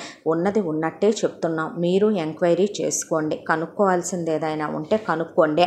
ముందు ముఖ్యంగా మా డీటెయిల్స్ గురించి అమ్మాయికి చెప్పండి అన్నట్టు చక్రపాణి గారు, నువ్వు ఒక్క నిమిషం ఆగు సులోచన అంటే చెప్పండి అని ఆవిడేం మాట్లాడలా. చూడండి భాస్కర్ రావు గారు, అమ్మ భానుమతి గారు చెప్పండి అన్నారు వీళ్ళు. అంటే అమ్మాయిని మీరు పీజీ అయిపోయిన తర్వాత గవర్నమెంట్ జాబ్ కని కోచింగ్ సెంటర్లో జాయిన్ చేయాలని, అమ్మాయితో గవర్నమెంట్ జాబ్ రాయించాలనుకుంటున్నారని ఊరిలో పెద్దలు చెప్పగా విన్నాం మేము. అమ్మాయిని మా అబ్బాయి ఏమీ ఆపే రకం కాదు. ఆడవాళ్ళని కాళ్ళ కింద వేసి తొక్కాలనో, వంటింటి కుందేళ్లుగా ఉంచాలనో, లేదంటే పిల్లలకనే యంత్రాలను చేయాలనో అనుకునే మగవాళ్ళం మేం కాదు. ఆ రోజున సులోచన చదువుకుంది తక్కువ, తను గృహిణిగా ఉండాలని కోరుకుంది కాబట్టే తన ఇష్టమైనట్టే తను ఇల్లు పిల్లలు బాధ్యతలు మా అమ్మ నాన్నగారు వీటిని చూసుకుంటూ తన జీవితం అలా గడిచిపోతూ వచ్చింది. నా భార్య బాధ్యత గల ఇల్లాలుగా తన కర్తవ్యం తను నిర్వర్తించింది కాబట్టే నేను ఇంత ప్రశాంతంగా ఈ రోజున ప్రమోషన్ల మీద ప్రమోషన్లు తీసుకుంటూ ఈ స్టేజ్కి వచ్చాను. ఇప్పుడు మీ అమ్మాయి వసుమతి చదువుకున్న చదువుకి సార్థకత కలగాలని మీరు అనుకుంటున్నారు. అలాంటిదే మీ ఇష్టాన్ని మేము అస్సలు కాదనం. అమ్మాయికి నిజంగా ఉద్యోగం చేయటం ఇష్టమే అయితే గవర్నమెంట్ జాబ్కి మా అబ్బాయి ప్రిపేర్ చేయించుతాడు. మా అబ్బాయి కోచింగ్ సెంటర్లో దగ్గరుండి జాయిన్ చేసి వాడే తీసుకెళ్ళి తీసుకొస్తాడు. ఆ విషయంలో మీకు ఎలాంటి ప్రాబ్లం లేదు. పెళ్ళైన వెంటనే వాళ్ళు పిల్లల్ని కూడా కనరు. 3 నుంచి 5 ఏళ్ళు ఎటు గ్యాప్ తీసుకోవాలి. ఈ తరం పిల్లలు ఒకళ్ళను ఒకళ్ళు అర్థం చేసుకోవాలి అంటే ముందు వాళ్ళ గురించి వాళ్ళు తెలుసుకుంటేనే కదా రేపు రాబోయే తరాలని సంతోషంగా బాధ్యతలు పంచుకుంటూ పెంచుకుంటూ వస్తారు. మా అబ్బాయికి కాస్త నేను వంట పని కూడా నేర్పించానండి. భార్యతో ఎలా ఉండాలో ఆయన చెప్తూనే ఉంటారు, నేను చెప్తూనే ఉంటాను. ఇంట్లో పనివాళ్ళు మిషన్లు అన్నీ ఉన్నాయి, కానీ భార్యాభర్తలు అన్న తర్వాత కష్ట సుఖాలు కలిసి పంచుకోవాలంటారని ఆ విషయం గురించి నేను మీతో చెప్తున్నాను అంది సులోచన. ఈలోగా చక్రపాణి, మీరు చాలా గొప్పవారు భాస్కర్ రావు గారు. మీ గొప్పతనం గురించి వినే వచ్చామమ్మా భానుమతి గారు. నిజంగా మీ అన్న వదినలు కాలం చేసిన తర్వాత వాళ్ళు అర్థనా పైసా కూడా ఉంచలేని స్థితుల్లో జరిగిపోయినది ఏదైనా కానీ వాళ్ళు 10 పైసలంటూ పిల్లలకి మిగిల్చి వెళ్ళింది లేకపోయినా పిల్లల్ని ఎవరూ అక్కర్లేదనుకున్న క్షణం వాళ్ళని తీసుకొచ్చే వాళ్ళ బాధ్యతని మీరు తీసుకుని వాళ్ళని కన్నబిడ్డలుగా సాకే వాళ్ళకి మంచి చెడు చెప్పించే పెద్దమ్మాయిని కూడా మీరు బాగా చదివించి ప్రయోజకురాలని చేయాలనుకున్నారని మేము విన్నాం. అమ్మాయికి చదువు అవ్వకపోయినా మీరు 3 సంవత్సరాల దగ్గర కూర్చొని 10th చదివించారని, ఆ తర్వాత పై చదువులు మీరు చదివించాలనుకున్నా తను చదువుకోనన్న పక్షంలో కూడా మీరు వివాహం చేసేటప్పుడు కూడా చేతులు దులిపేసుకునే ఏ గంతకు తగ్గ బొంతో 3వ సంబంధం 4వ సంబంధం అని కాకుండా చాలా మంచి పిల్లాడికి ఇచ్చి చేశారని, అమ్మాయి చాలా సంతోషంగా ఉంది, 3 పిల్లలు కలిగారు, అమ్మాయి అప్పుడప్పుడు వచ్చి వెళుతూనే ఉంటుంది, అల్లుడు చాలా మంచోడని మేము కూడా విన్నాం. ఇప్పుడు మీ రెండో అమ్మాయి విషయంలో కూడా మీకు ఏ లోటు మేము రానివ్వం. మీ ఇద్దరు భార్యాభర్తలు కూర్చొని ముందు ఆలోచించుకోండి. ఇవి అబ్బాయి ఫోటోలు మీ ఫోన్కి ఫార్వర్డ్ చేశాము, అమ్మాయికి చూపించండి. అమ్మాయితో మీరు ఏ విషయం దాయకుండా నిజాలు చెప్పండి. అంతా సరేనన్న పక్షంలో ఒక్క ఫోను మాకు చెయ్యండి. అబ్బాయిని తీసుకొని పెళ్లి చూపులకి సాంప్రదాయం ప్రకారం మేము వచ్చి అమ్మాయిని చూసుకుని వెళతాము. మరి వెళ్ళి రమ్మంటారా అని సులోచన చక్రపాణి లేచి నిలబడ్డారు. వాళ్ళకే నవ్వుతూ వీడ్కోలు తెలిపి నమస్కారాలు తెలియజేశారు భానుమతి, భాస్కర్రావు. వెళుతున్న సులోచన కారులో నుండి వెండి పళ్ళెం తీసుకొని వచ్చి భానుమతి చేతిలో పెడితే ఎందుకమ్మా ఇవన్నీ అన్నాడు భాస్కర్రావు. మీరు ఆపకండి అన్నయ్య గారు, నేను ఈ ఊరి ఆడపడుచునే కదా, ఈ ఊరిలో పుట్టినటువంటి ఆడపిల్ల మీ అమ్మాయే. నా ఇంటికి కోడలు అయినా కాకపోయినా ఒక ఆడపిల్లకని పసుపు కుంకుమలు చీర తెచ్చాక వెనక్కి తీసుకెళ్లే అలవాటు నా పుట్టినింటా లేదు, నా మెట్టినింటా లేదు. అమ్మాయికి నా తరఫు నుంచి ఈ ఊరి ఆడపడుచుగా నేనిచ్చిన ఒక చిన్న కానుకగా ఉంచండి అని భానుమతి ముఖాన బొట్టు పెట్టి ఆవిడ పెట్టించుకొని ఆ తర్వాత సులోచన ఆ వెండి పళ్ళెం చీర అవన్నీ కూడా ఆవిడ చేతిలో పెట్టి నమస్కారాలు తెలియజేసే, అమ్మాయికి ఈ పెళ్ళి ఇష్టమైతే అబ్బాయి వచ్చే రోజున ఈ చీర కట్టుకొని ఆ నెక్లెస్ వేసుకోమని చెప్పండి అని చెప్పి నవ్వుతూ ఇక వెళదామా అని వాళ్ళు భార్యాభర్తలు బయలుదేరి వెళ్ళిపోయారు. ఆ తర్వాత భానుమతి పిల్లాడి వైపు చూసి ఎంత బాగున్నాడండి, సినిమా హీరోలాగా ఉన్నాడు అన్నాక కంగారు పడకు అని భాస్కర్రావు ఊళ్ళో వాళ్ళందరినీ ముందు ఎంక్వైరీ చేసుకొచ్చాడు ఆయన. ఊళ్ళో వాళ్ళంతా అసలు ఆ ఇంటికి మీ అమ్మాయి కోడలుగా అవ్వటం అనేది నక్కతోక తొక్కినట్టే, తంతే బూరెలు బుట్లో పడ్డట్టే, అసలు అలాంటి సంబంధం 7 జన్మల్లో నిజంగా 3 లోకాలు వెతికినా కూడా దొరకదు భాస్కర్రావు. ఆ చక్రపాణి గారు చాలా మంచి ఆయన. ఇది ఆయన అత్తగారు ఊరైనప్పటికీ ఇదిగో దాదాపు ఈ పరగణ మొత్తం 50 ఎకరాల కొబ్బరి తోట, 50 ఎకరాల మెట్ట, 50 ఎకరాల మాగానే మొత్తం ఆయనే కొన్నాడు. దానికి తోడు అదంతా కౌలు చేస్తూ ఉంటారు. ఆ తోట బంగ్లా వాళ్ళదే. అది సులోచనకి స్త్రీధనంగా ఇచ్చిన పొలం బంగ్లా. అది ఆయన కొత్తగా కట్టించినటువంటి బంగ్లా. వాళ్ళకి తినటానికి ఉండటానికి ఏ లోటు లేదు. ఇక్కడ పనివాళ్ళు ఉంటారు, 2 కార్లు ఉంటాయి. అప్పుడప్పుడు భార్యాభర్త వచ్చి వెళ్ళటమే. పిల్ల పెళ్ళికని వచ్చి ఇక ఇక్కడ అమ్మవారికి పూజలు చేయించి మన ఊళ్ళో గుడంతా మరమ్మత్తు చేయించింది ఎవరో ఆయనే. ఆ తర్వాత అమ్మవారికి ప్రతి సంవత్సరం కూడా జాతరలో ఎక్కువ భాగం ఇచ్చేది ఎవరో ఆవిడే. వాళ్ళు ఇంకా ఈ ఊరిలో పుట్టి పెరిగి వేర్లు మర్చిపోలేదు. అమ్మాయికి భారీగానే పెట్టాల్సింది పెట్టి పెళ్లి చేసి పంపించేశారు. ఇక ఉన్నది మొత్తం ఒక్కగానొక్క కొడుకే. పిల్లాడు చాలా అందంగా ఉంటాడు. మేము అప్పుడెప్పుడో ఒకసారి పిల్లాడు ఇంజనీరింగ్లో ఉండగా వీళ్ళు తీసుకొస్తే చూసిన జ్ఞాపకం. ఇక దానికి తోడు పిల్లాడు మంచి ఎత్తర కూడాను, చాలా సంస్కారం కూడాను. మేము కనపడితే ఎంతో మర్యాదగా పలకరించాడు. అలాంటి సంబంధం మన పిల్లకు దొరకదు, కాదనుకో మాకు అన్నాక భాస్కర్రావు ఎందుకైనా మంచిదని ఆయన బంధువుల పిల్లాడు శ్రీరామ్ ఉండే ఊర్లోనే ఉంటే డీటెయిల్స్ ఇచ్చి కనుక్కోమంటే అసలు ఆ అబ్బాయి ఎంత మంచోడు నిజంగానే దొరకడని ఆ అబ్బాయి ఎంక్వైరీలో తేలిందే. ఆ తర్వాత సులోచన చక్రపాణి గురించి వాళ్ళ అమ్మాయి గురించి కనుక్కుంటే చాలా మంచి ఫ్యామిలీ అనే క్లీన్ చుట్టించుకొచ్చారో ఇక ఆయన పంపించిన ప్రతి ఒక్కళ్ళు.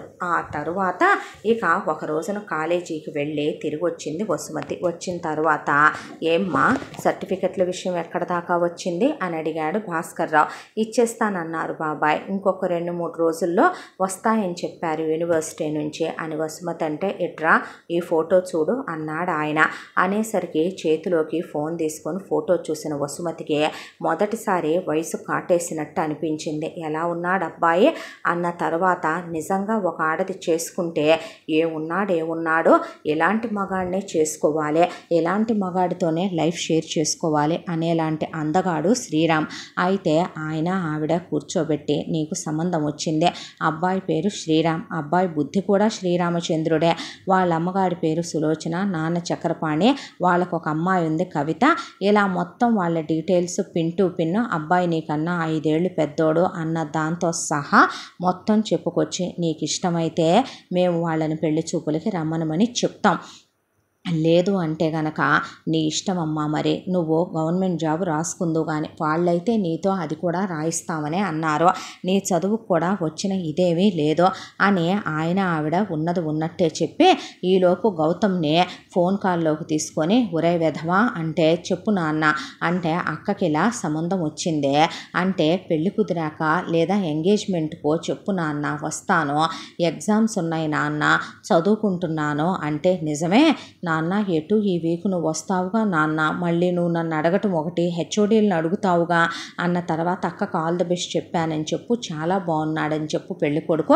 అని గౌతమ్ బాయ్ చెప్పి ఆయన ఏ విషయం ఎవరి దగ్గర దాయడు, ఉన్నది ఉన్నట్టే అందరికీ అటువైపున పెద్ద కూతురు పెద్దల్లుడికి ఫోన్ చేసి వెయ్యాల వారికి కూడా ఉన్నది ఉన్నట్టే చెప్పుకొచ్చాడు. వసుమతి శ్రీరామ్ అందచందాలు చూసే, శ్రీరామ్ ఫ్యామిలీ గురించి విని, వాళ్ళ స్థితిగతుల గురించి విని, ఇక ఊళ్ళో వాళ్ళందరూ ఆయన ఎంక్వైరీ చేస్తే చెప్పిన విషయాల గురించి ఆయన చెప్పేసరికి ఇంకేం మాట్లాడుద్ది, ఏ అమ్మాయికైనా డ్రీమ్ హస్బెండ్ వస్తాడంటే వద్దనుకుంటారా, అందులోనూ ఆకాశంలో చందమామ మన పక్కన కాబోయే మొగుడుగా పెళ్లి కొడుకుగా లైఫ్ లాంగ్ పర్మనెంట్ మొగుడుగా మన పిల్లలకు ఫాదర్ అవుతానంటే ఏ అమ్మాయి వద్దంటదే, దాంతో మీ ఇష్టం బాబాయ్ అనేసింది. నిజంగా నచ్చాడే అని అడిగితే భానుమతి నచ్చాడు పిన్ని అని సిగ్గుపడుతూ లోపలికి వెళ్ళిపోతే అబ్బో సిగ్గే కొద్ది దాచుకో పెళ్లిదాకా అని ఆవిడ నవ్వి కబురు పెట్టండి వాళ్ళు ఎదురు చూస్తూ ఉండుంటారుగా అంది భాస్కర్ రావుతో. భాస్కర్ రావు ఫోన్ చేసి సులోచన చక్రపాణి గారులకి ఈ సంబంధం మాకు ఇష్టమే, అమ్మాయిని చూసుకోవటానికి మీరు దయచేయండి,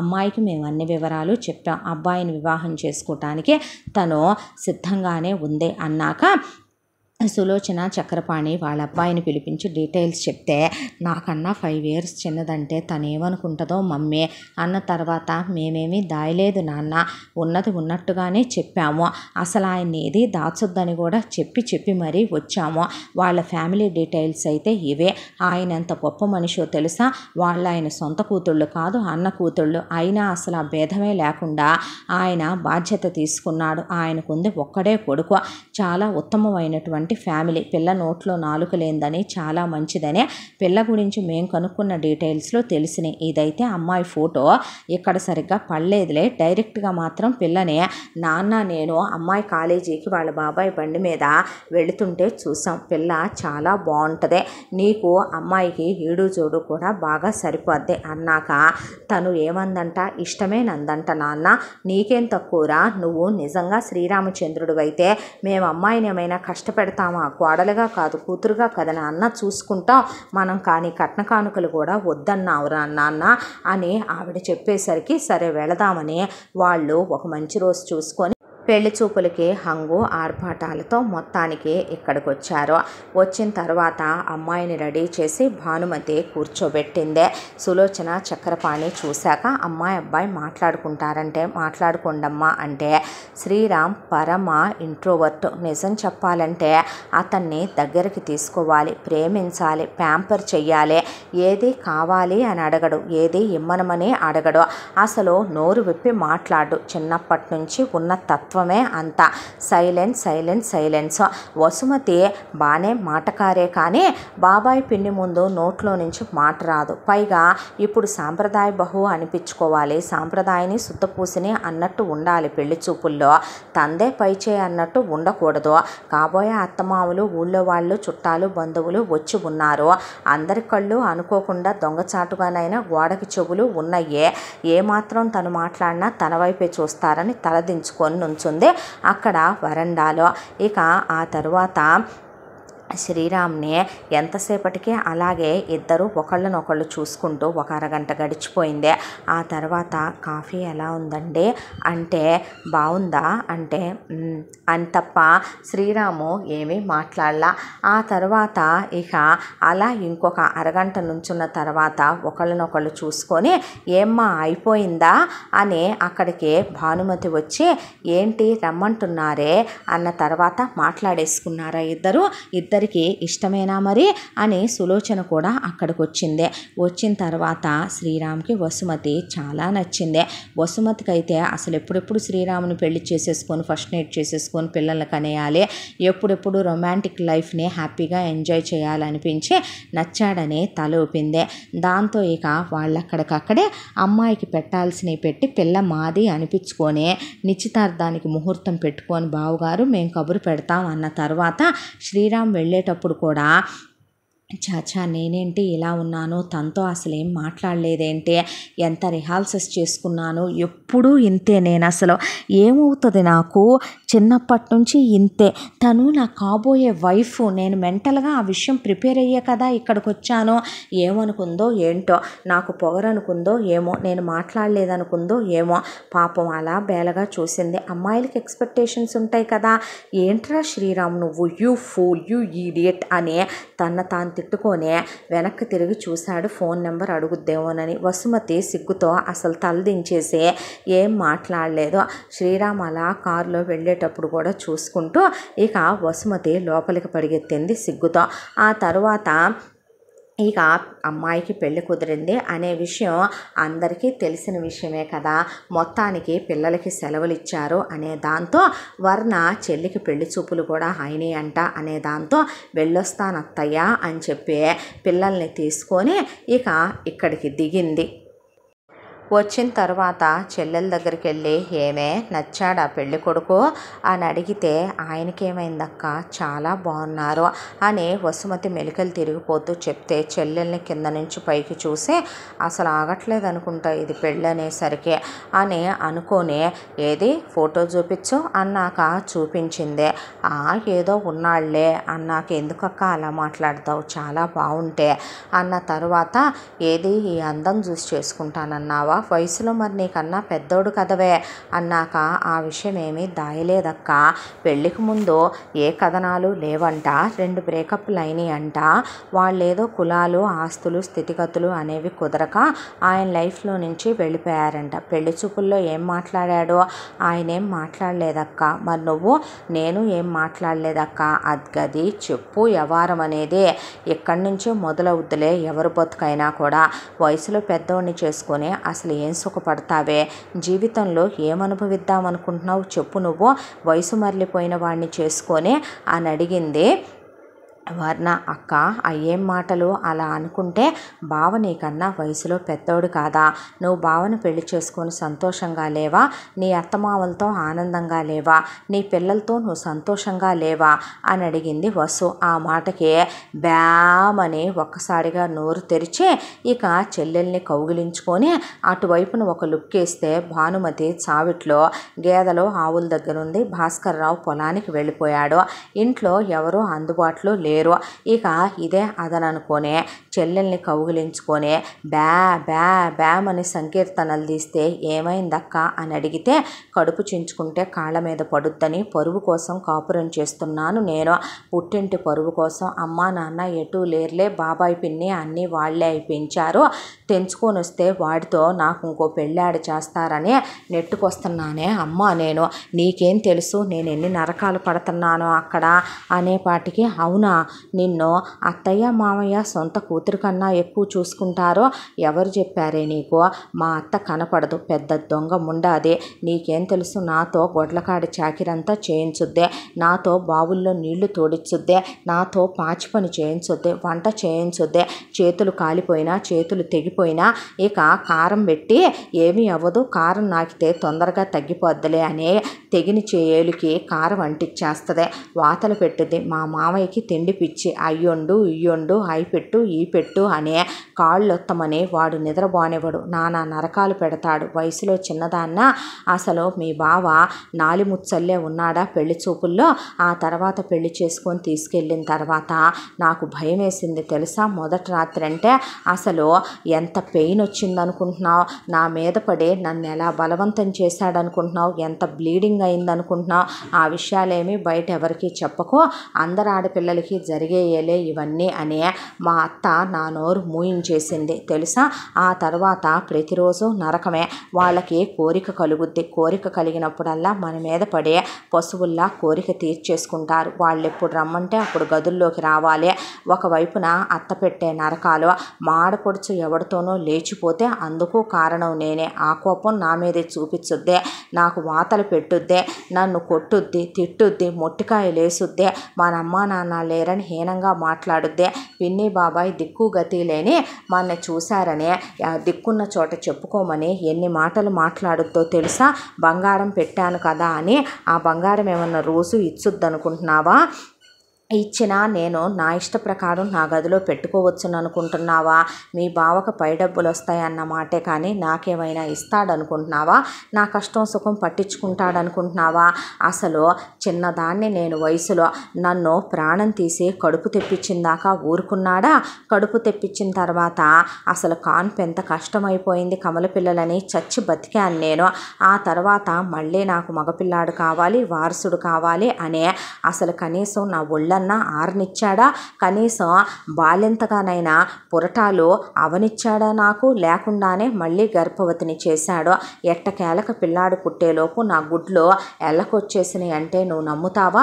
మీ బావకి లేని వ్యసనాలంటూ లేవు. పొలాలకని వెళ్ళి అక్కడ పొలంలో కూలి పని చేసే వాటితో అక్కడ పడి బానే వాటితో సుఖపడి వస్తాడు.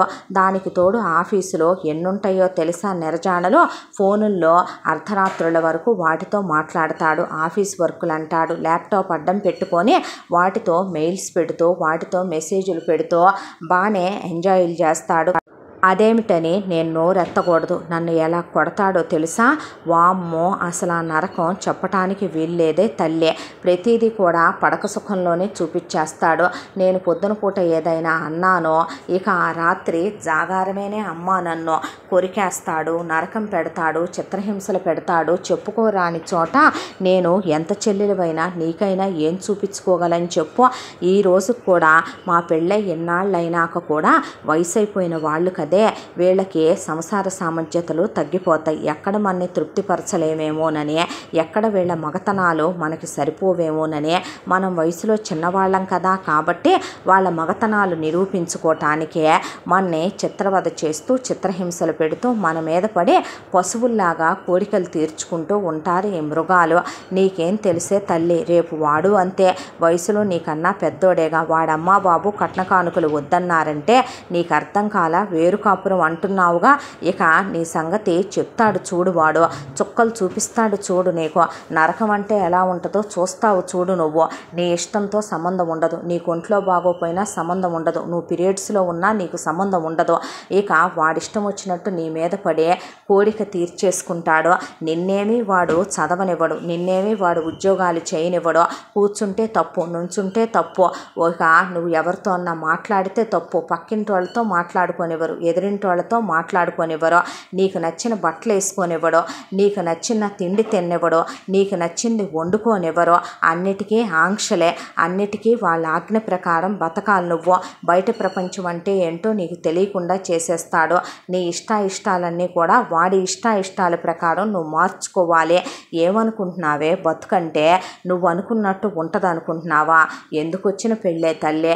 శుభ్రంగా ఈ పెళ్ళి వద్దు, తోటకూర వద్దు కానీ పిన్ని బాబాయ్ దగ్గరికి వెళ్ళి నీ బతుకు రేపొద్దున నా బతుకులా అన్యాయం అయిపోతే అక్కగా చూసి తట్టుకోలేనే, శుభ్రంగా ఏ ఉద్యోగమో చేసుకుంటూ ప్రశాంతంగా ఉండో, ఎవడో ఒకడు గంతకు తగ్గ బొంత నెలకో 30,000 40,000 తెచ్చుకొని నీ మాటలినే నీ చెప్పు చేతల్లో ఉండి నిన్ను అర్థం చేసుకునేవాడు దొరికినప్పుడే చేసుకుందువు కానీ ఇప్పుడు ఏం కొంపలు ఆడిపోయినాయే, అంతోటి కోరికలు ఆగట్లేదా ఏంటి? వాడి ఫోటో చూసిన దగ్గర నుంచి కోరికలు ఆగట్లేదా? పైటేసి ఎన్నాళ్ళయిందే నువ్వు అంత తప్పించిపోతున్నావా మగాడి స్పర్శ కోసం? ముందు అలాగే ఉంటదే తల్లి, పెళ్ళయ్యాక కానీ అసలు సినిమా ఏంటనేది బయటికి రాదు, అప్పుడు తెలిసొస్తుంది నీకు. నీకో విషయం తెలుసా? నీ ఆడపడుచు అమెరికాలో ఉందంటే ఇక్కడికి వీడియో కాల్ ఫెసిలిటీ లేదా? 6 నెలలకోసారి అది కలిగినింటికి వాళ్ళైతే రాకుండా ఉంటుందా? ఇక్కడి నుంచి నీ పార్సిల్స్ అన్నీ అక్కడికి పంపకుండా ఉంటుందా? అవన్నీ నిన్ను పని మనిషి వంట మనిషిని చేసి నీతో చేయించొచ్చలే, పల్లెటూరు బయతువే, ఇంటి పని వంట పని వచ్చనే అది తెలివిగా నిన్ను కోడల్ని చేసుకొని తీసుకెళ్తుంది. పేరుకి ప్రపంచం ముందు వేరు కాపురం పెట్టకపోతే కుదురుద్దా? అది ఈ ఊరి ఆడపడుచు అంటే ఎంత పెద్ద నెరజాన అయి ఉంటుంది, ఎంత నైగారి బద్దలాగా గ్రంథసాంగురాలి కబుర్లు చెప్పిందో అర్థం కాల. నీ మామ అలా నోరెత్తకుండా కూర్చొని అన్ని పత్తెత్తు కబుర్లు చెప్పాడు. వాడు ఇక్కడ అంతంత కొని పెట్టుబడులు పెట్టాడని ఆస్తిని చూసే ఆకాశానికి నిత్యం లేసే అందన ద్రాక్ష పుల్లన అంటారే, అర్రులు చాచమాకు. రేపొద్దున లాగితంతే ములగ చెట్టు మీద నుంచే కింద పడితే ఏరుకోటానికి ఎముకలు రాలిపోయిన పళ్ళు తప్ప ఏమీ మిగలవే, పనికి మాలిందానా. అలాంటోళ్ళు అలాగే ఉంటారు.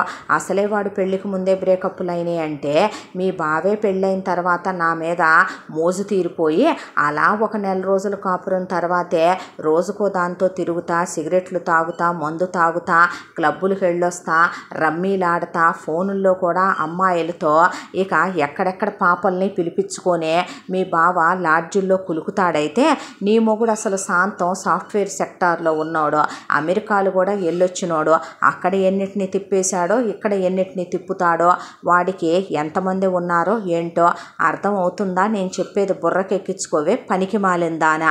నేను నీ అక్కనే అమ్మా, నీ మంచి కోరి చెప్తానే నాన్న అనే చెల్లెల్ని వాటేసుకొని నా బంగారు తల్లివి కదో, రేపొద్దున నువ్వు మొగుడిని వదిలేసి వచ్చావంటే పిన్ని బాబాయ్ గౌరవం అంటావా చెప్పు? మనకు మాత్రం కుల గౌరవాలు లేవంటావా చెప్పు? పిచ్చిదానా, ఎందుకే నాలా నీ బతుకు అవ్వకూడదమ్మా అనే ఏడుస్తూ వసుమతిని పట్టుకొని చెప్పింది వర్ణ. ఆ మాటలతో వసుమతి అక్క చెప్పిన ప్రతి మాట బ్రెయిన్లోకి ఎక్కేసే ఇక పిక్చర్ పడిపోయింది వసుమతికి. అత్తారింటికి వెళ్ళినట్టు, అక్క చెప్పినట్టే మొగుడు అత్త మామ ఆడపడుచులు తన్ని చేసినట్టు రాత్రి కలల్లో కూడా అవే వచ్చి ఇక తెల్లాడి మనసులో లేదు, మనిషిలో లేదో దిగులు ఆవరించినట్టుగా అయిపోయిందే. ఏదో తన ఓపికనంతా పిండేస్తున్నట్టు అయిపోయింది. ఏ అమ్మాయికైనా పెళ్ళంటే ఎన్నో ఆశలు ఎన్నో కోరికలు ఉంటాయి. అలాంటిదే నోరిప్పి మాట్లాడలేదంటున్నావు. నోరిప్పి మాట్లాడితే వాడి హార్స్ పవర్ ఏంటో నీకు తెలిసిపోదు. వాడు గట్టిగా మాట్లాడేవాడా, పొగరబోతోడా, మెత్తగా మాట్లాడతాడా బయటపడిపోద్ది కదే. మీ బావ నాలిముచ్చోడు కూడా నాతో ఏం మాట్లాడాడు ఆ రోజున? ఏమీ మాట్లాడరే అమ్మా, అలా సైలెంట్గా ఉంటారు. అసలు మాటలన్నీ పెళ్ళయ్యాక బయటకు వస్తాయి అంది వర్ణ. అనేసరికి ఒకవైపు శ్రీరామ్ మాట్లాడకపోవటం, వాళ్ళ అమ్మా నాన్న అంత కరాఖండిగా ఉండటం, ఇవన్నీ విన్న వసుమతికి భయమేసి వెళ్ళి భానుమతి భాస్కర్రావు కూర్చొని ఉన్నారు. కూర్చుంటే పిన్ని బాబాయ్ మీతో ఒక మాట చెప్పాలి అందే. ఏమిటి అనే వాళ్ళు పెళ్లి విషయాల గురించి మాట్లాడుకుంటూ ఎంగేజ్మెంట్ విషయాల గురించి డిస్కస్ చేసుకుంటుంటే ఈ పెళ్ళి నాకు ఇష్టం లేదు అందే. అనేసరికి భానుమతి లేచి నిలబడి లాగి చంపబెట్టి ఒక్కటి తీసింది వసుమతిని. ఇంతటితో భార్యామణి మొదటి భాగం పూర్తి. ముగింపు భాగంతో మళ్ళీ కలుసుకుందాం. తప్పకుండా మన ఛానల్ని లైక్ చేయండి, షేర్ చేయండి, సబ్స్క్రైబ్ చేయండి, బెల్ ఐకాన్ క్లిక్ చేసి ఆల్ అనే బటన్ని ప్రెస్ చేయడం మర్చిపోకండి. ఈ కథను మనకు అందించిన కథా రచయిత్రి జి. యామిని శ్రీనివాస్ గారు. Thank you.